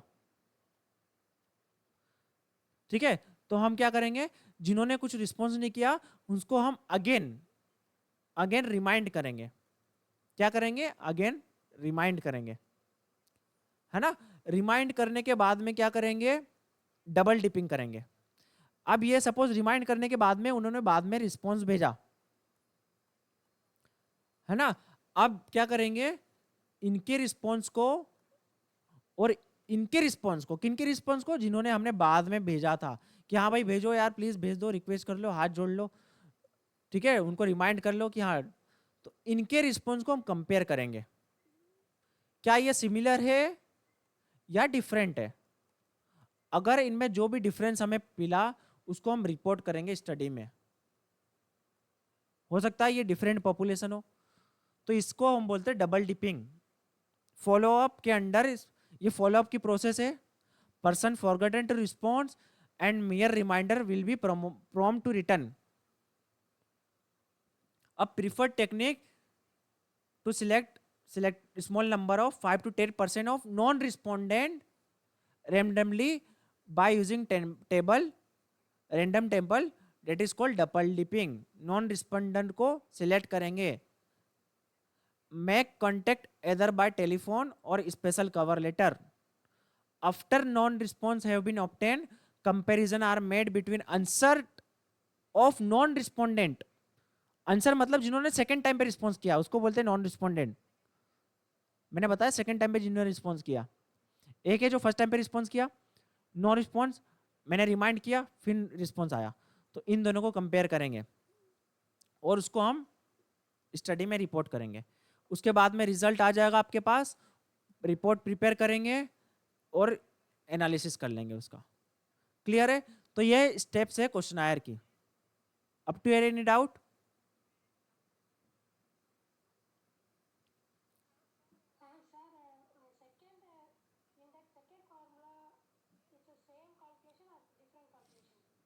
Which calculation, which formula? This? हाँ, ये क्या है? This one. You can note down. Okay. If you convert it in a population way, अगर इतना इंपॉर्टेंट नहीं था इसलिए उसको बताया नहीं मैंने, you can note it down. Population हमारी दो टाइप की होती है। सपोज एक है वोटिंग और री-वोटिंग, एक ने डाला बीजेपी को वोट, टोटल पॉपुलेशन है 100 की, है ना। तो हमारे पास नंबर है कि 80 लोगों ने क्या किया, बीजेपी को वोटिंग किया, और दूसरी पार्टी है कांग्रेस की। तो क्या हो जाएगा, 100 माइनस 20, 80, तो ये क्या हो जाएगा, कांग्रेस को वोट किया। तो ये देखो आप, ये है जिसने बीजेपी को वोट किया, ये है कांग्रेस को वोट किया। अब इसके हिसाब से आपको एरर निकालना है, स्टैंडर्ड एरर, कि कितना हो सकता है पॉपुलेशन के हिसाब से।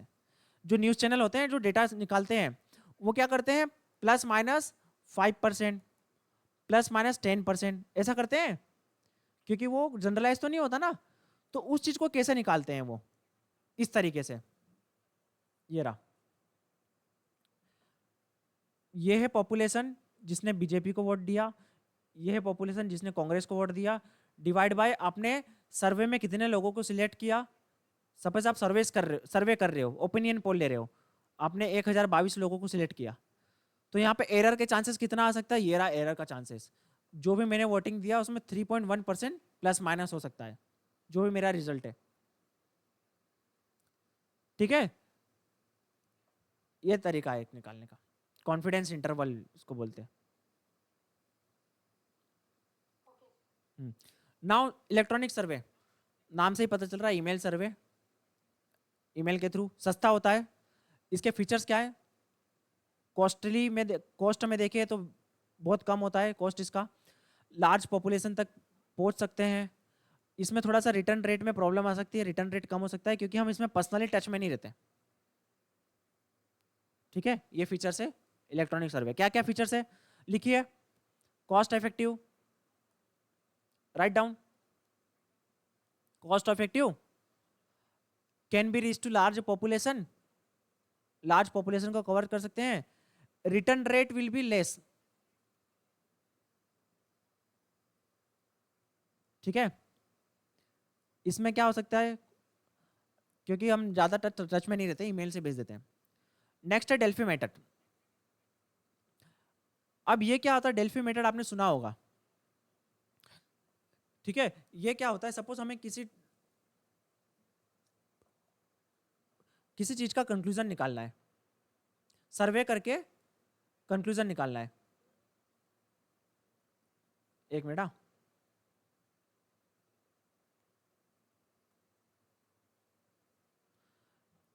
सर्वे करके किसी भी पॉइंट ऑफ व्यू में जाना है, कंक्लूजन निकालना है.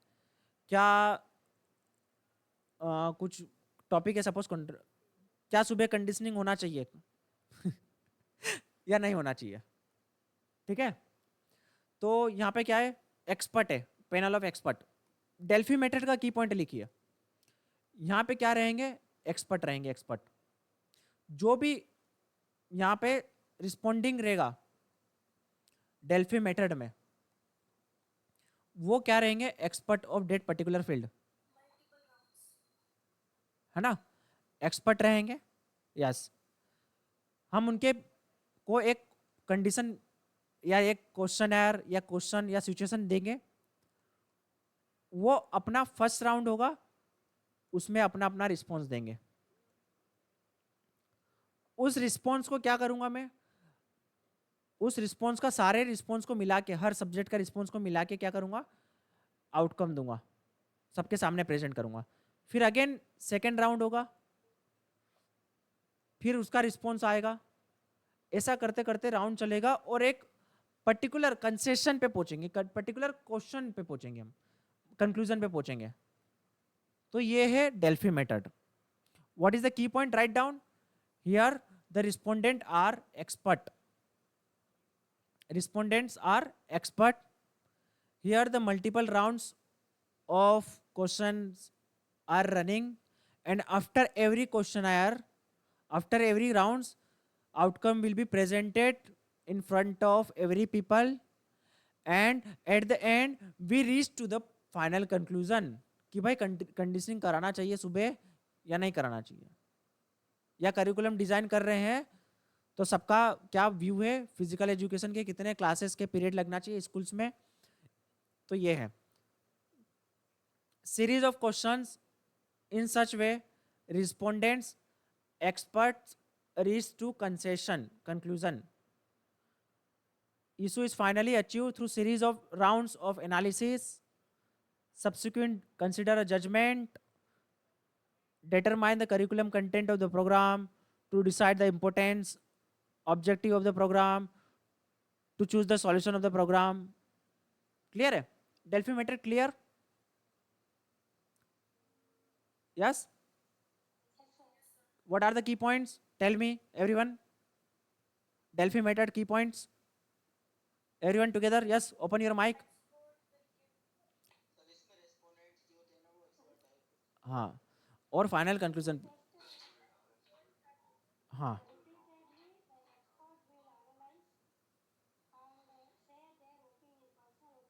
Okay okay fine.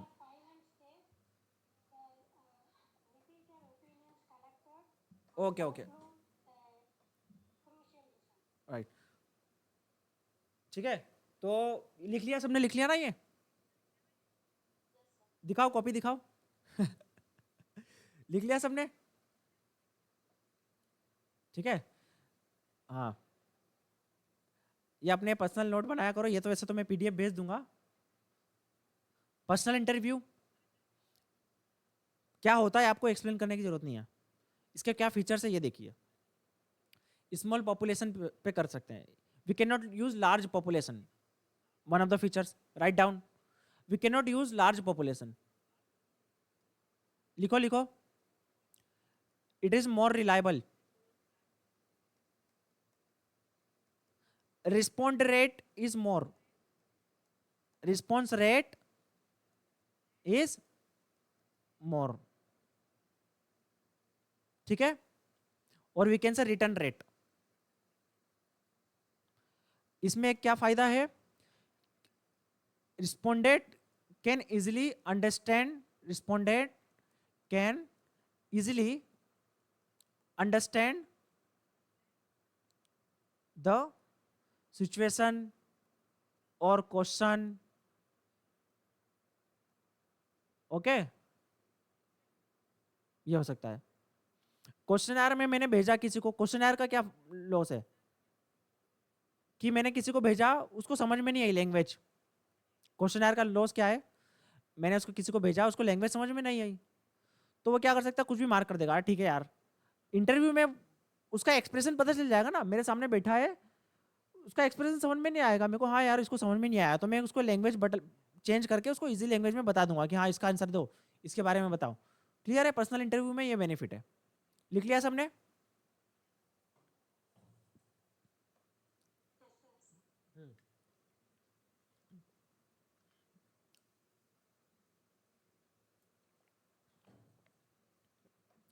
ये कितनी बार आएगा यार, डेवलपमेंट रिसर्च 2-3 बार तो पढ़ लिया हमने।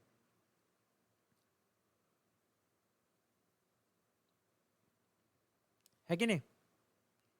Longitudinal research, development research, changes in behaviour across the year, इसमें 2 मेथड है, longitudinal and cross sectional. Longitudinal के बेनिफिट देखिए, प्रॉब्लम्स देखिए।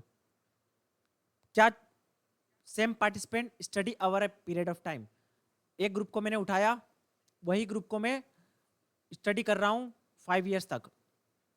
सेम पार्टिसिपेंट्स होते हैं, की पॉइंट लिखो, सेम पार्टिसिपेंट, डाउन हेडिंग डालो, longitudinal study, same participants,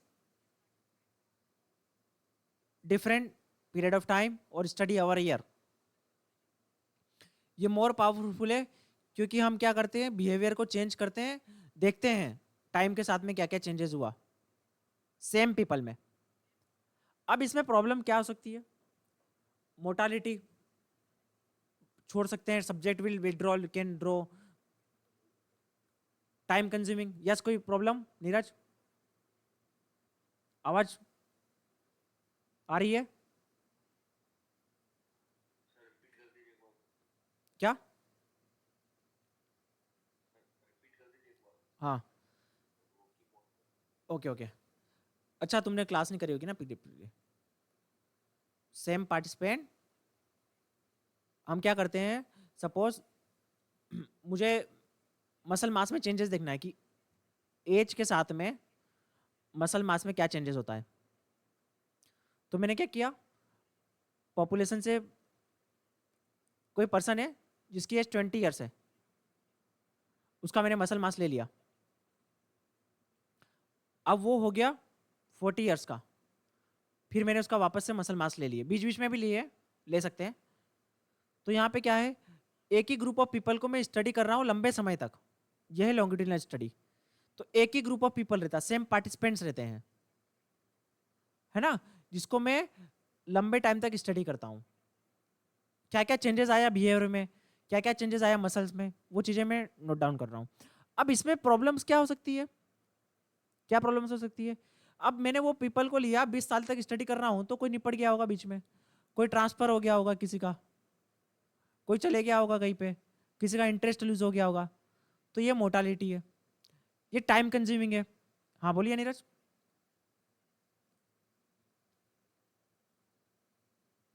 yes, any doubt?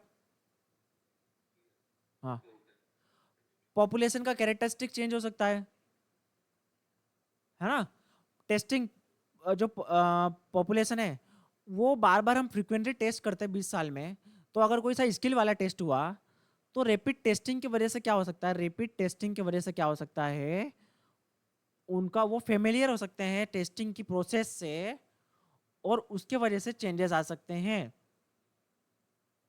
Due to testing effect. Experimental study में भी देखा था हमने testing effect, the source of invalidity, तो ये है टेस्टिंग इफेक्ट। इस ग्रुप में जिन्होंने लास्ट प्रीवियस क्लासेस नहीं देखी है, उसकी रिकॉर्डिंग एक बार जरूर देख लेना, क्योंकि वो टर्मिनोलॉजीज आपके सामने आएगी तो समझने में प्रॉब्लम ना हो थोड़ा सा, है ना एवरीवन? ठीक है, बाकी कोई दिक्कत नहीं, आई will explain again and again if you anyone found difficulty in understanding this thing, ठीक है, गो विद द बेस, और कोई बात नहीं, अगर डाउट लगे तो पूछ लेना डायरेक्टली। तो यहाँ बार बार चेंजेस आ रहा, तो यहाँ पे ये है लॉन्गिट्यूडिनल स्टडी, जिसका मेन क्या है, एक पॉपुलेशन को बार बार स्टडी करना। अब इसका दूसरा तरीका है डेवलपमेंटल स्टडी का, जिसको हम बोलते हैं क्रॉस सेक्शनल स्टडी। अब इसका एक और तरीका क्या है कि मैं एक ही पर्सन को लंबे टाइम तक स्टडी करने से अच्छा है, 20 ईयर तक वेट करने से अच्छा है, क्यों ना मैं, मेरा क्या था यहाँ पे, इसको 20 ईयर में स्टडी किया, उसका मैंने 10 ईयर्स तक का वेट किया और 30 ईयर्स में स्टडी किया, तो क्यों ना मैं इसी पॉपुलेशन से कुछ पर्सन उठा लूं जो 20 ईयर्स का हो, और कुछ पीपल को ले लूं मैं जो 30 ईयर्स के हो, और इन दोनों को मैं कर लूं कंपेयर।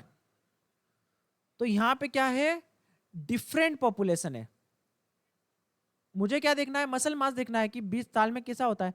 तो ये 20 ईयर्स वाले बच्चों का मसल मास है, उसको मैंने कंपेयर कर लिया 30 ईयर्स वाले एज ग्रुप के मसल मास के साथ में, तो मैं इससे कंक्लूजन निकाल सकता हूं कि 10 साल के अंदर आपका इतना मसल चेंज होगा। लॉन्गिट्यूडिनल में क्या था, हम 10 साल तक वेट करते थे कि ये 10 साल 30 साल का कब होगा और तब लूंगा। क्रॉस सेक्शनल स्टडी में क्या है, हम एक ले लेंगे एज ग्रुप 20 साल वाला और ले लेंगे 30 साल वाला, उनको हम कंपेयर कर लेंगे, तो इससे हमें पता चल सकता है कि नहीं कि 10 ईयर में कितना मसल मास लो सकता है। हाँ हाँ, तो date is the problem, date is a cohort problem, ये ड्रॉबैक है। तो date must be very important thing, the selection of the subject is very very important concerning part here. The problem is concerning whether the all age group are from the same population. That is a drawback. And scientifically, or we can say in the term of literature, we call this problem is a cohort problem. Don't confuse with the cohort study. Cohorent study is a different type of study. It is a cohort problem. Remember this terminology, write down. क्या ये मैंने एक 20 year वाला जो यहाँ से population लिया और 30 ईयर्स वाला लिया, क्या वो सेम पॉपुलेशन से ही है, क्या वो लॉन्ग डिस्टेंस रनर ही है? अगर वो डिफरेंट पॉपुलेशन से है तो ऑब्वियसली डिफरेंट रिजल्ट तो आएगा ही आएगा। तो हम इस केस में कैसे कंक्लूजन निकाल दे कि 10 ईयर के बाद ऐसा इफेक्ट आएगा? क्लियर है, समझ में आ रहा है? तो what are the key points of cross sectional studies? It is a less time consuming.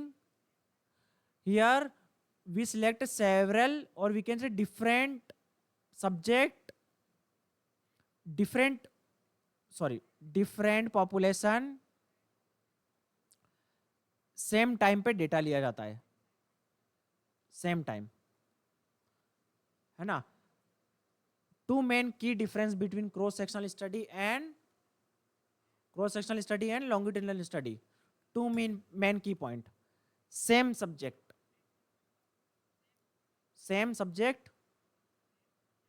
यहां पे होगा different subject.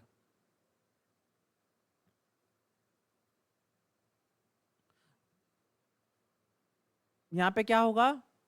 different period of testing. यहां पे 10 साल बाद, 15 साल बाद, 20 साल बाद, time period of testing is very not similar. Different testing of timing, different period of timing. Rapid testing बोल सकते हैं at different period of interval of time.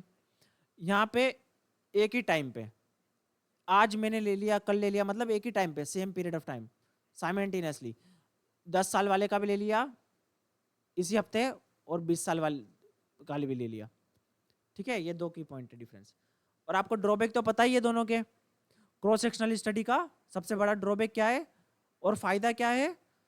Easy, less time consuming. Clear है? अब डेवलपमेंटल स्टडी की, overall development study का क्या problem हो सकता है? अभी हमने स्पेसिफिकली ये दोनों क्या है, this both are the part of developmental study, This both are the part of developmental study. Now ultimately what is the drawback of this drawback, what we can say developmental study? The main key point of developmental study क्या होता है? Changes in the behavior across the year. Maturation के साथ में, time के साथ में, behaviour में, पर्सनालिटी में, कैरेक्टरिस्टिक में क्या चेंजेस आता है उसको देखने के लिए हम डेवलपमेंटल स्टडी का इस्तेमाल करते हैं. Time into changes is equal to developmental study. Write it down. Changes के या फिर मैचुरेशन. ठीक है. Now अनरिप्रेजेंटेटिव outliers. आउटलायर्स का मतलब आपको अगर नहीं पता है तो मैं बता देता हूं. नॉर्मली आपकी पॉपुलेशन है, नॉर्मली हाइट का रेंज क्या होता है? 4 फीट से लेके 5 फीट तक होता है ना जनरल. ये 4 फीट वाले बच्चे हैं, ये 5, 5.5. ठीक है, ये 5, 5.8. ये है, इसने क्या फॉर्म कर लिया? नॉर्मल कर्व फॉर्म कर लिया, नॉर्मल डिस्ट्रीब्यूशन. अब यहाँ पे क्या है? एक पर्सन है जिसकी हाइट है 7.5 फीट, तो इसको बोलेंगे आउटलायर्स, एक्सट्रीम स्कोर. और एक पर्सन यहाँ पे हो सकता है जिसकी हाइट है 2 फीट या फिर 3 फीट, ज्यादा भी छोटा नहीं करते, 3 फीट मान लो. इसको भी बोल सकते हैं आउटलायर्स. इसको बोलते हैं एक्सट्रीम स्कोर. या तो बहुत ज्यादा बड़ा होना, एवरेज से भी ऊपर या एवरेज से ऊपर, इसको बोलते हैं आउटलायर्स, एक्सट्रीम स्कोर. क्लियर है? स्टैटिस्टिक्स में इसको डिटेल में पढ़ेंगे तो ये प्रॉब्लम हो सकती है. Unclear semantic. देखो अब यहाँ पे क्या होता है, डिफरेंट एज ग्रुप वाले बच्चे होते हैं. सपोज 10 ईयर वाले बच्चे हमने लिए, क्रॉस सेक्शनल स्टडी है. 20 साल बाद डेटा चाहिए, 30 ईयर्स वाले लिए. अब ये 10 ईयर वाले बच्चों को क्या हो सकता है, इनको समझने में प्रॉब्लम हो सकती है ना. लैक ऑफ रिलायबिलिटी इस वजह से हो सकता है कि यंगर स्टूडेंट्स को क्या है, उनको समझने में प्रॉब्लम हो सकती है अगर क्वेश्चन वगैरह रहता हो, तो ये डिफरेंस आ सकता है. ये प्रॉब्लम है. अब 30 ईयर्स वाले जो क्रॉस सेक्शनल स्टडी में 30 ईयर वाले, वो तो समझदार है. ठीक है. तो ये सिमेंटिक मतलब अगर प्रॉब्लम से समझने में, टास्क को कंप्लीट करने में, स्टडी के टेस्ट को परफॉर्म करने में, है ना, तो ये प्रॉब्लम्स है स्टडी की, स्टैटिकल प्रॉब्लम. ठीक है. लार्ज स्मॉलर चिल्ड्रंस, ये सेम चीज है, मेन चीज यही है क्रॉस सेक्शनल स्टडीज में. Right. Larger population, smaller group, variation आ सकता है अमंग द चिल्ड्रन. अब क्या होता है, जैसे एवरेज बच्चे रहते हैं 25 साल के हैं, उनमें तो ज़्यादा वेरिएशन नहीं आएगा, पर हम नोटिस कर सकते हैं जो 14 साल के बच्चे रहेंगे, 15 साल के बच्चे रहेंगे, उनमें आपस में बहुत ज़्यादा वेरिएशन आ सकता है. और अनोवा लगाने की कंडीशन क्या है, पैरामीट्रिक टेस्ट लगाने की कंडीशन क्या है, एजम्पशन क्या है कि ये क्या है, वेरिएशन नहीं होना चाहिए, वेरिएशन स्मॉल होना चाहिए. तो वो एजम्पशन को इक्वल वेरिएंस होना चाहिए. अगर आपको इक्वल वेरिएंस और इन चीज का मतलब नहीं समझ में आया तो डोंट वरी, अनोवा में हम अलग से पढ़ेंगे, तब आपको ये चीज समझ में आ जाएगी. अभी ज्यादा लोड लेने की जरूरत नहीं है. नेक्स्ट है केस स्टडी. केस स्टडी का क्या करते हैं हम, मैं इस पे ज्यादा फोकस क्यों नहीं किया, क्योंकि इसको हमने पढ़ा नहीं है ना, इसलिए मैं इसमें अलग से टाइम वेस्ट हो जाएगा. 10 मिनट इसमें निकल जाएंगे. स्टैटिस्टिक्स अलग से पढ़ेंगे तब जब आपको समझ में आएगा. केस स्टडी सिंगल पॉपुलेशन के सिंगल सिचुएशन पे, इंस्टीट्यूशन पे, सचिन तेंदुलकर ले लिया, किसी पार्टी को ले लिया, किसी भी पॉलिटिशियन को ले लिया, उसके ऊपर इंडेप्थ स्टडी कर रहे हैं, इंडेप्थ स्टडी. ठीक है. 1 और फ्यू पार्टिसिपेंट्स, सिंगल केस, ये होता है केस स्टडी. इसमें हम इस्तेमाल करते हैं सैम्पलिंग का, पर्पसिव सैम्पलिंग और क्राइटेरिया बेस्ड सैम्पलिंग. सैम्पलिंग के टाइप्स होते हैं अलग अलग, हम पढ़ेंगे. Purposive sampling, criteria based sampling. Criteria में एज आ सकता है, एक्सपीरियंस आ सकता है. सपोज मेडिकल टर्मों में हमने देखा कि जो कैंसर को फाइट करके अपनी नॉर्मल लाइफस्टाइल पे आया और रिकवरी लेके अच्छी लाइफ जी रहा है, तो ये हमारा हो सकता है कि जो पॉपुलेशन मेल है वो कैंसर को फाइट करके आए, तो ये क्राइटेरिया हमारा हिसाब से हो सकता है. ये हम खुद डिसाइड करते हैं, ये हमारे पर्पसिव के हिसाब से है, पर्पसिव सैम्पलिंग है कि हमारा पर्पस क्या है. क्लियर है. केस स्टडी का इंपॉर्टेंस क्या है? इससे क्या होता है? प्रैक्टिस इंप्रूव होती है। क्या इंप्रूव होती है? प्रैक्टिस। सपोज मेडिकल टर्म में हम देखें कि ये मेडिसिन का, सपोज रिहेबिलिटेशन स्पोर्ट्स में देखते हैं, किसी को इंटरनेशनल प्लेयर है जिसको नी की इंजरी हुई है ना, अच्छी वाली भयंकर वाली नी की इंजरी हुई है। जो भी एथलीट्स है उनको नी की इंजरी हुई है, बहुत सारे एथलीट्स है, उन्होंने रिकवरी करके वापस अपने गेम में आए इंटरनेशनल लेवल पे, तो हम उसकी केस स्टडी करेंगे कि उन्होंने क्या प्रोसीजर फॉलो किया। उस स्टडी को हम अगर जनरलाइज करें तो दूसरों के लिए गाइडलाइंस बन सकती है, फिजियोथेरेपिस्ट के लिए गाइडलाइन बन सकती है कि ये तरीका अपनाइए। ये इससे क्या होगा? आपकी इंप्रूव प्रैक्टिस होगी, ठीक है। इससे क्या होगा? नॉलेज इंप्रूव होगा। इससे क्या होगा? इंसाइट होगी, इससे एक डायरेक्शन मिलेगी, हाँ ये चीज आप करो। तो इससे क्या होती है? प्रैक्टिस इंप्रूव होती है। जो स्टडीज हमारी आती है, जो ट्रीटमेंट मिलता है, आइस थेरेपी, ये सब, ये क्या है? केस स्टडी का ही रिजल्ट है कि हाँ ये आपको ये करोगे तो इंप्रूवमेंट होगा। क्लियर है? इसकी जनरबिलिटी की, यस, लैंग्वेज।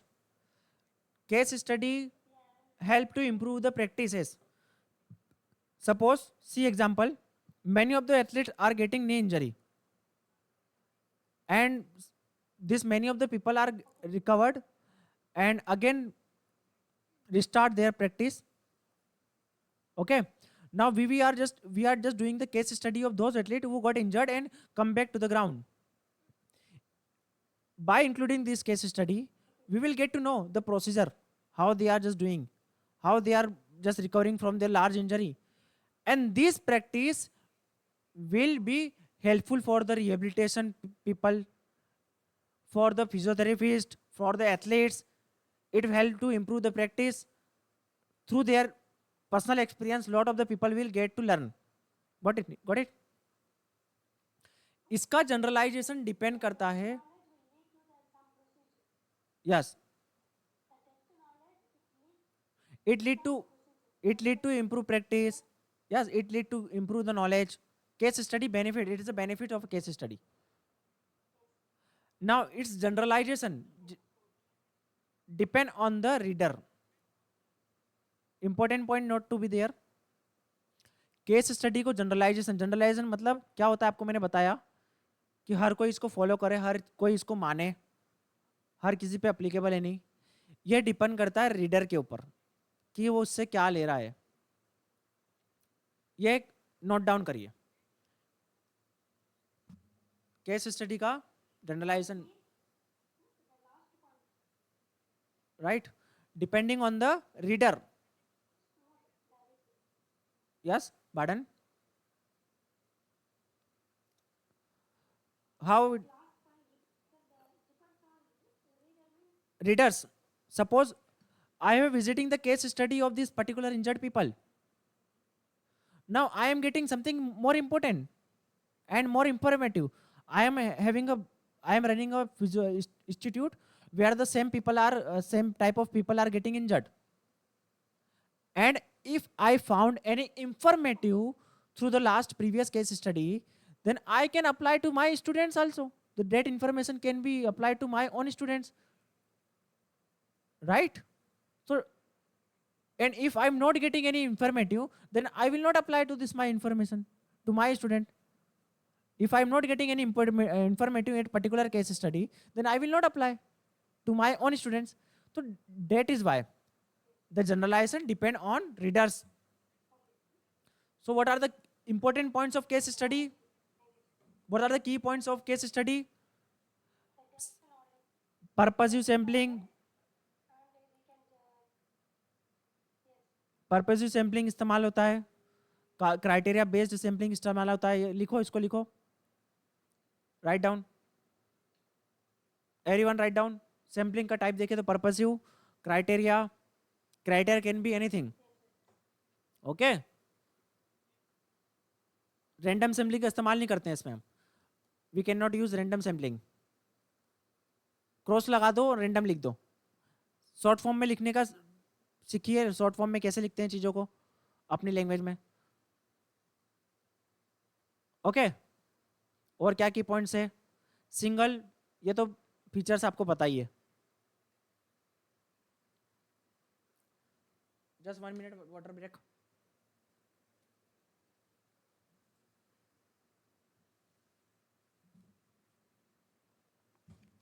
इसमें और देख लेता हूँ मैं कुछ और इम्पोर्टेंट है क्या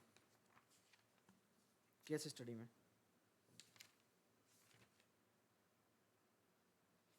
अप टू एनी डाउट? समझ में आ रहा है कि नहीं आ रहा है सबको? ज़्यादा फास्ट तो नहीं हो रहा? लैंग्वेज लैंग्वेज वगैरह कुछ क्लियर है? वॉइस क्लियर है?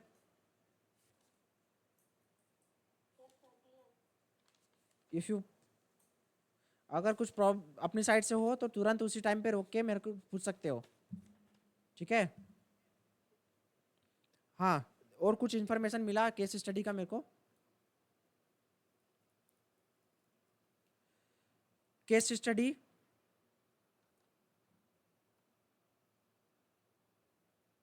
इसका एंजेप्शंस क्या है? The case is the representative of many other cases.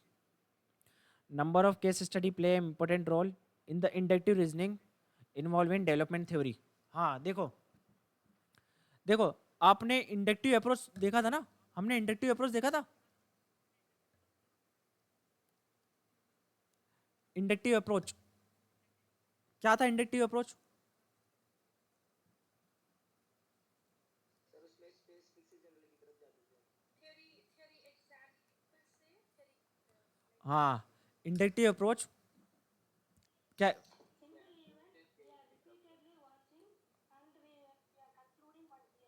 Yes. Okay. तो what is inductive approach? I am daily noticing something and repeatedly that is happen and through this I construct a theory. उससे क्या बनती है? Theory बनती है observation से. तो case study में भी यही होता है.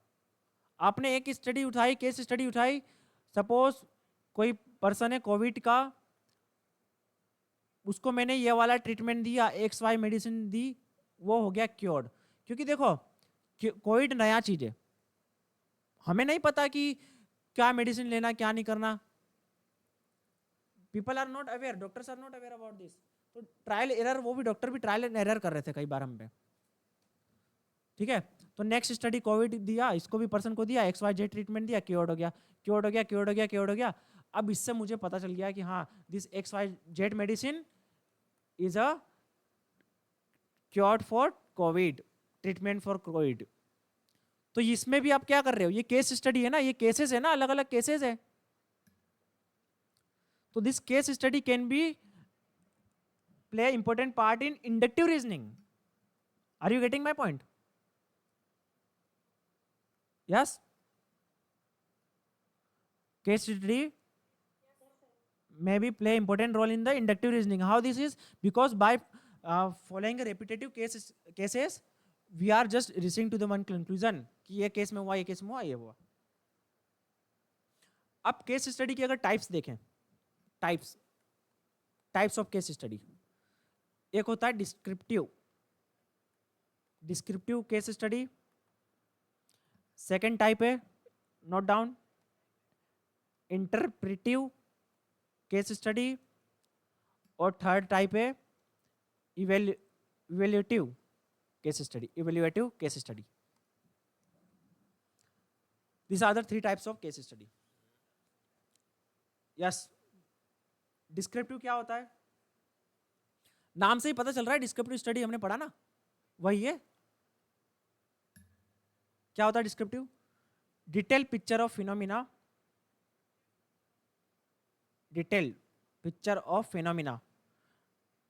does not attempt to test or build a theory model.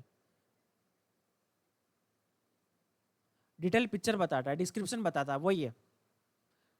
क्या करता है ये? डिस्क्रिप्शन बताता है, जो भी मैकेनिज्म है, जो भी फिनोमिना है, वो कैसे हुआ उसका डिस्क्रिप्शन बताता है, as per the name says. ठीक है.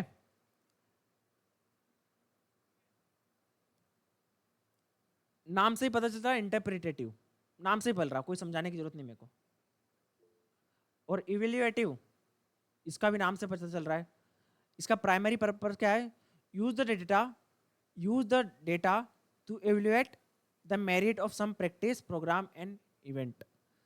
इसका मकसद क्या है? सपोज कुछ केस स्टडी ने XYZ मेडिसिन का इस्तेमाल किया, कुछ केस स्टडी ने ABC का इस्तेमाल किया। अब मैंने क्या किया, इनको इवेल्युएट किया। दोनों बोल रही है हाँ ये भी अच्छी है, ये मेडिसिन कोविड के लिए अच्छी है।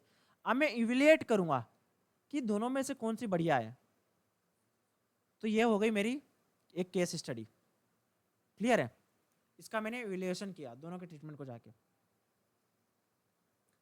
Purposive sampling, criteria based sampling, research establish criteria and find sample to meet the criteria. Characteristics आपको मैंने बता दिया, provide insight knowledge general nature to improve practice, ये आपको सब कुछ मैंने बता दी। इसका डेटा जो गैदरिंग है फ्लेक्सिबल है। डेटा गैदरिंग कैसे कैसे हो सकता है? यस, इसका डेटा कैसे ले सकते हैं? Interview, observation, document. क्लियर है? तो ये था केस स्टडी के बारे में।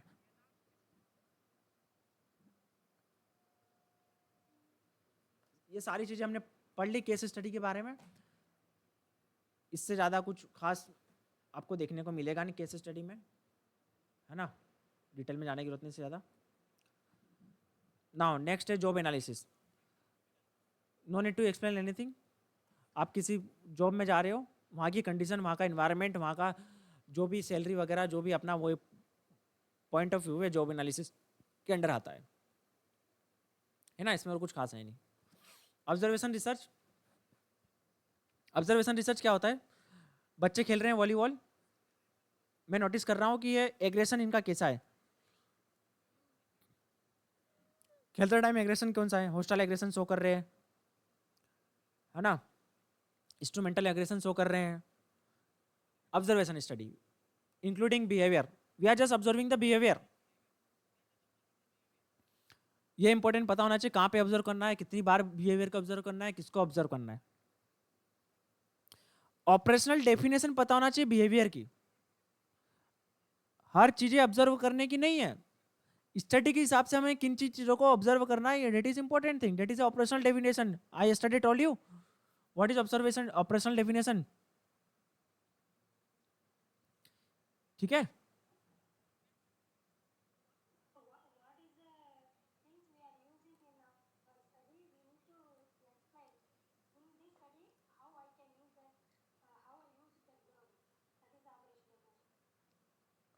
more if we say for example effect of training on unfit people। Unfit people का मतलब अब मैं डायरेक्टली ऐसे थ्योरेटिकली तो बोल दूंगा जो एक्सरसाइज नहीं करता। अब ये कोई इसका कोई मेजरमेंट नहीं है, एक्यूरेसी नहीं है। According to my study operational definition of unfit people are those people who are doing exercise for less than 150 minutes per week. It can be 80 minutes per minute. तो it is my operational definition. It is a measurable. कैसे वो, उसका मतलब क्या है real में? ठीक है? तो ऐसे ही ऑपरेशनल डेफिनेशन होना चाहिए बिहेवियर की, हम किस चीज को नोटिस कर रहे हैं। क्लियर है?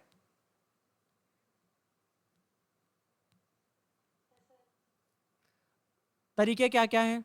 This are this ways, different method of noticing behaviour. Narrative, continue reading, telling method, interval method, duration method. These are the different method of observation. Narrative method. Researcher describe their observation as they occur. Continue reading method बोलते हैं, camera खोल लिया, noticing करते गए, या जैसे जैसे behaviour हमने बैठे हैं बेंच पे या कैमरा खुला हुआ है या वैसे भी हमने नोटिस किया, जब सामने बिहेवियर हमें दिखा हमने उसको नोटिस कर लिया। Telling method, recording in observation in which researcher record each occurrence clearly defined behaviour with in certain period of time. ये था कंटिन्यू, बट ये आया certain period of time. Suppose हमारा, हमने क्या लिया कि लास्ट आवर में चाहिए 12 रन, तो उस टाइम पे हमने किया ऑब्जर्वेशन। सपोज पॉइंट हो रहा है, गेम पॉइंट पे पहुंच गया, तो उस टाइम पे किया हमने ऑब्जर्वेशन। सपोज बिगनिंग में किया, थर्ड क्वार्टर में किया, तो ये है telling method. Certain period of time में जो डिफाइनेटिव बिहेवियर है, वो एग्रेशन अगर शो हो रहा है तो उसको हम ऑब्जर्व करेंगे। ठीक है, नेक्स्ट है interval method. When counting individual occurrence is difficult, the researcher record whether the behavior is questioning occur in certain interval of time. Interval का मतलब आपको समझ में आता है? ऑब्जर्वेशन किया, देन नोटिस छोड़ दिया, नॉर्मल, देन अगेन ऑब्जर्वेशन, फिर नॉर्मल, देन अगेन ऑब्जर्वेशन। एक सर्टेन इंटरवल ऑफ टाइम में करेंगे।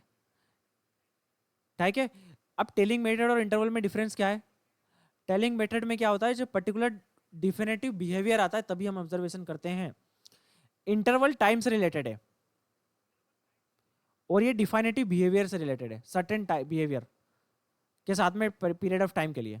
और यहाँ पे पर्टिकुलर टाइम पीरियड के हिसाब से हम बिहेवियर को ऑब्जर्व करेंगे। ड्यूरेशन मेथड,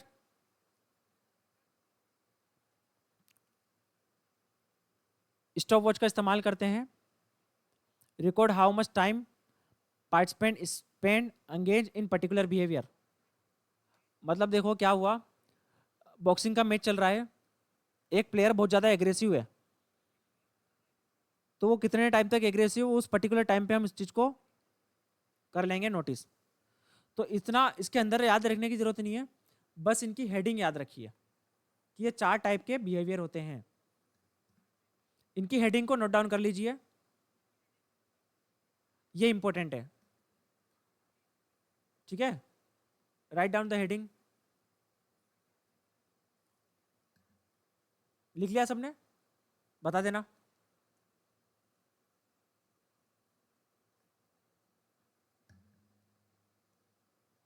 लिख लिया तो बता देना। ये किसका देख रहे हैं हम? ऑब्जर्वेशन के मेथड है। क्या है ये? ऑब्जर्वेशन के मेथड है। लिख लिया? हो जाए तो बता देना। सबका हो गया?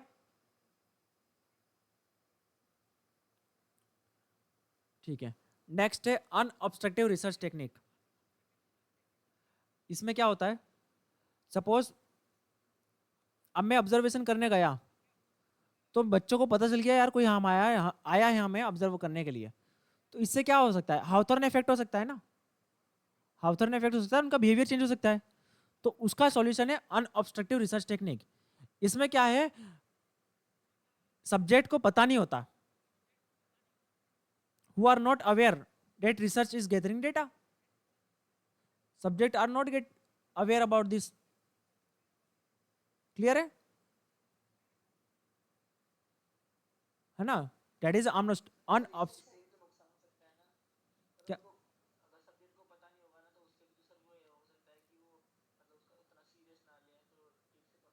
नहीं, पर तो नेचुरल नेचुरल बिहेवियर आएगा ना। मैं मैच कंडीशन में जा रहा हूँ तो नेचुरल बिहेवियर भी आ सकता है। भाई देखो, ऑब्जर्वेशन से ओवर सीरियसनेस हो सकती है,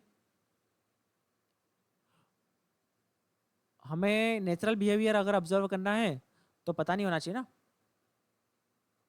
राइट? रिसर्च जो हम कर रहे हैं वो क्या? हाँ, बिहेवियर। ऑब्जर्वेशन में मोस्टली हम बिहेवियर ही ऑब्जर्व करते हैं ना। हम जैसा कुछ ऑब्जेक्टिव डेटा तो लेते नहीं है ना, हम हीमोग्लोबिन तो देख नहीं सकते ऑब्जर्व कर सके, हम स्पीड तो पता नहीं कर सकते, उसके लिए तो दूसरी मेथड है डेटा कलेक्शन की। Observation is directly related to your behaviour, note observation, behaviour का ऑब्जर्वेशन। सिमिलर मैक्सिमम केस में हम बिहेवियर को ही नोटिस करेंगे, anxiety, aggression, emotion, coping strategies, ठीक है, पेशेंस, तो ये सारी चीज़ें हम नोटिस करते हैं बिहेवियर में। अब ये अनऑब्स्ट्रक्टिव रिसर्च टेक्निक में देखो, हर रिसर्च का अपना अपना फायदा नुकसान भी है। तो जो तुम बोल रहे हो ना, हाँ वो भी हो सकता है, हर स्टडी के लिमिटेशन है, ठीक है, अपने आप में। तो वो भी एक पॉइंट हो सकता है, राइट? बाकी इसका एक ये बेनिफिट है कि पता नहीं होगा ना, मैं किसी स्कूल में जाके बच्चों को नोटिस किया कि चलो मैं देख रहा हूँ उनको, तो वो बच्चे घबरा जाएंगे, है ना? Correlation study, last study descriptive study, correlation study. इसमें हम देखते हैं एसोसिएशन। एक होता है प्रोडक्ट मूवमेंट कोरिलेशन, एक होता है rank order correlation. Product movement correlation को हम बोलते हैं पियर्सन कोरिलेशन भी बोल सकते हैं, और इसको बोल सकते हैं स्पेयरमैन कोरिलेशन। ये स्टैटिस्टिक्स में इसको अलग से हम पढ़ेंगे। पार्शियल कोरिलेशन भी होता है, मल्टीपल कोरिलेशन भी होता है, एक होता है कोनिकल कोरिलेशन। ठीक है, तो एक एक को अलग अलग पढ़ेंगे, इनके फीचर्स देखेंगे, इनके फायदे देखेंगे, इनके ड्रॉबैक देखेंगे, इनका फॉर्मूला देखेंगे। इनका न्यूमेरिकल आपको नहीं आएगा।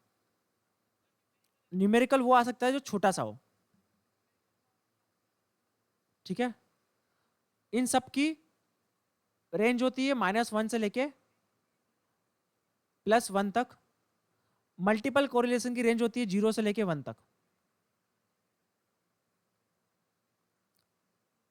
ठीक है, ये होता है इंटरवल डेटा के लिए और रेशियो डेटा के लिए।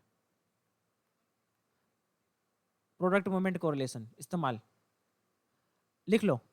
रैंक ऑर्डर कोरिलेशन होता है, और बाकी क्या बचा?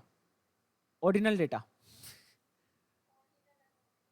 ठीक है, ऑर्डिनल, नॉमिनल, सब्जेक्टिव बोल सकते हैं इन चीजों को। ऑर्डिनल डेटा हो अपने पास, है ना।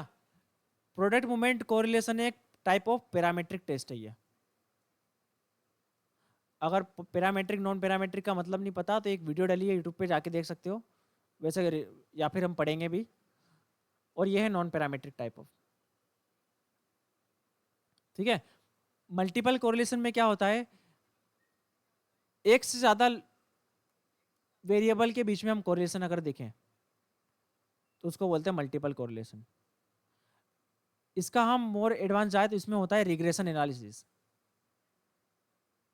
Regression model. रिग्रेशन आपने सुना होगा, रिग्रेशन इक्वेशन, उसके भी देख लेंगे हम थोड़ा सा फीचर्स। तो ये जब हम कोरिलेशन पढ़ेंगे तब आपको ये सारी चीज़ें देखने को मिलेगी। इसमें फॉर्मूलाज इंपॉर्टेंट है, इनके प्रॉपर्टीज इंपॉर्टेंट है, इसके फीचर्स इंपॉर्टेंट है, इनके मैग्नीट्यूड वगैरह ये सारी चीज़ें इंपॉर्टेंट है। तो आज के लिए इतना ही। क्या टाइम हुआ? 12 बजने में आ गई है। Hello hello.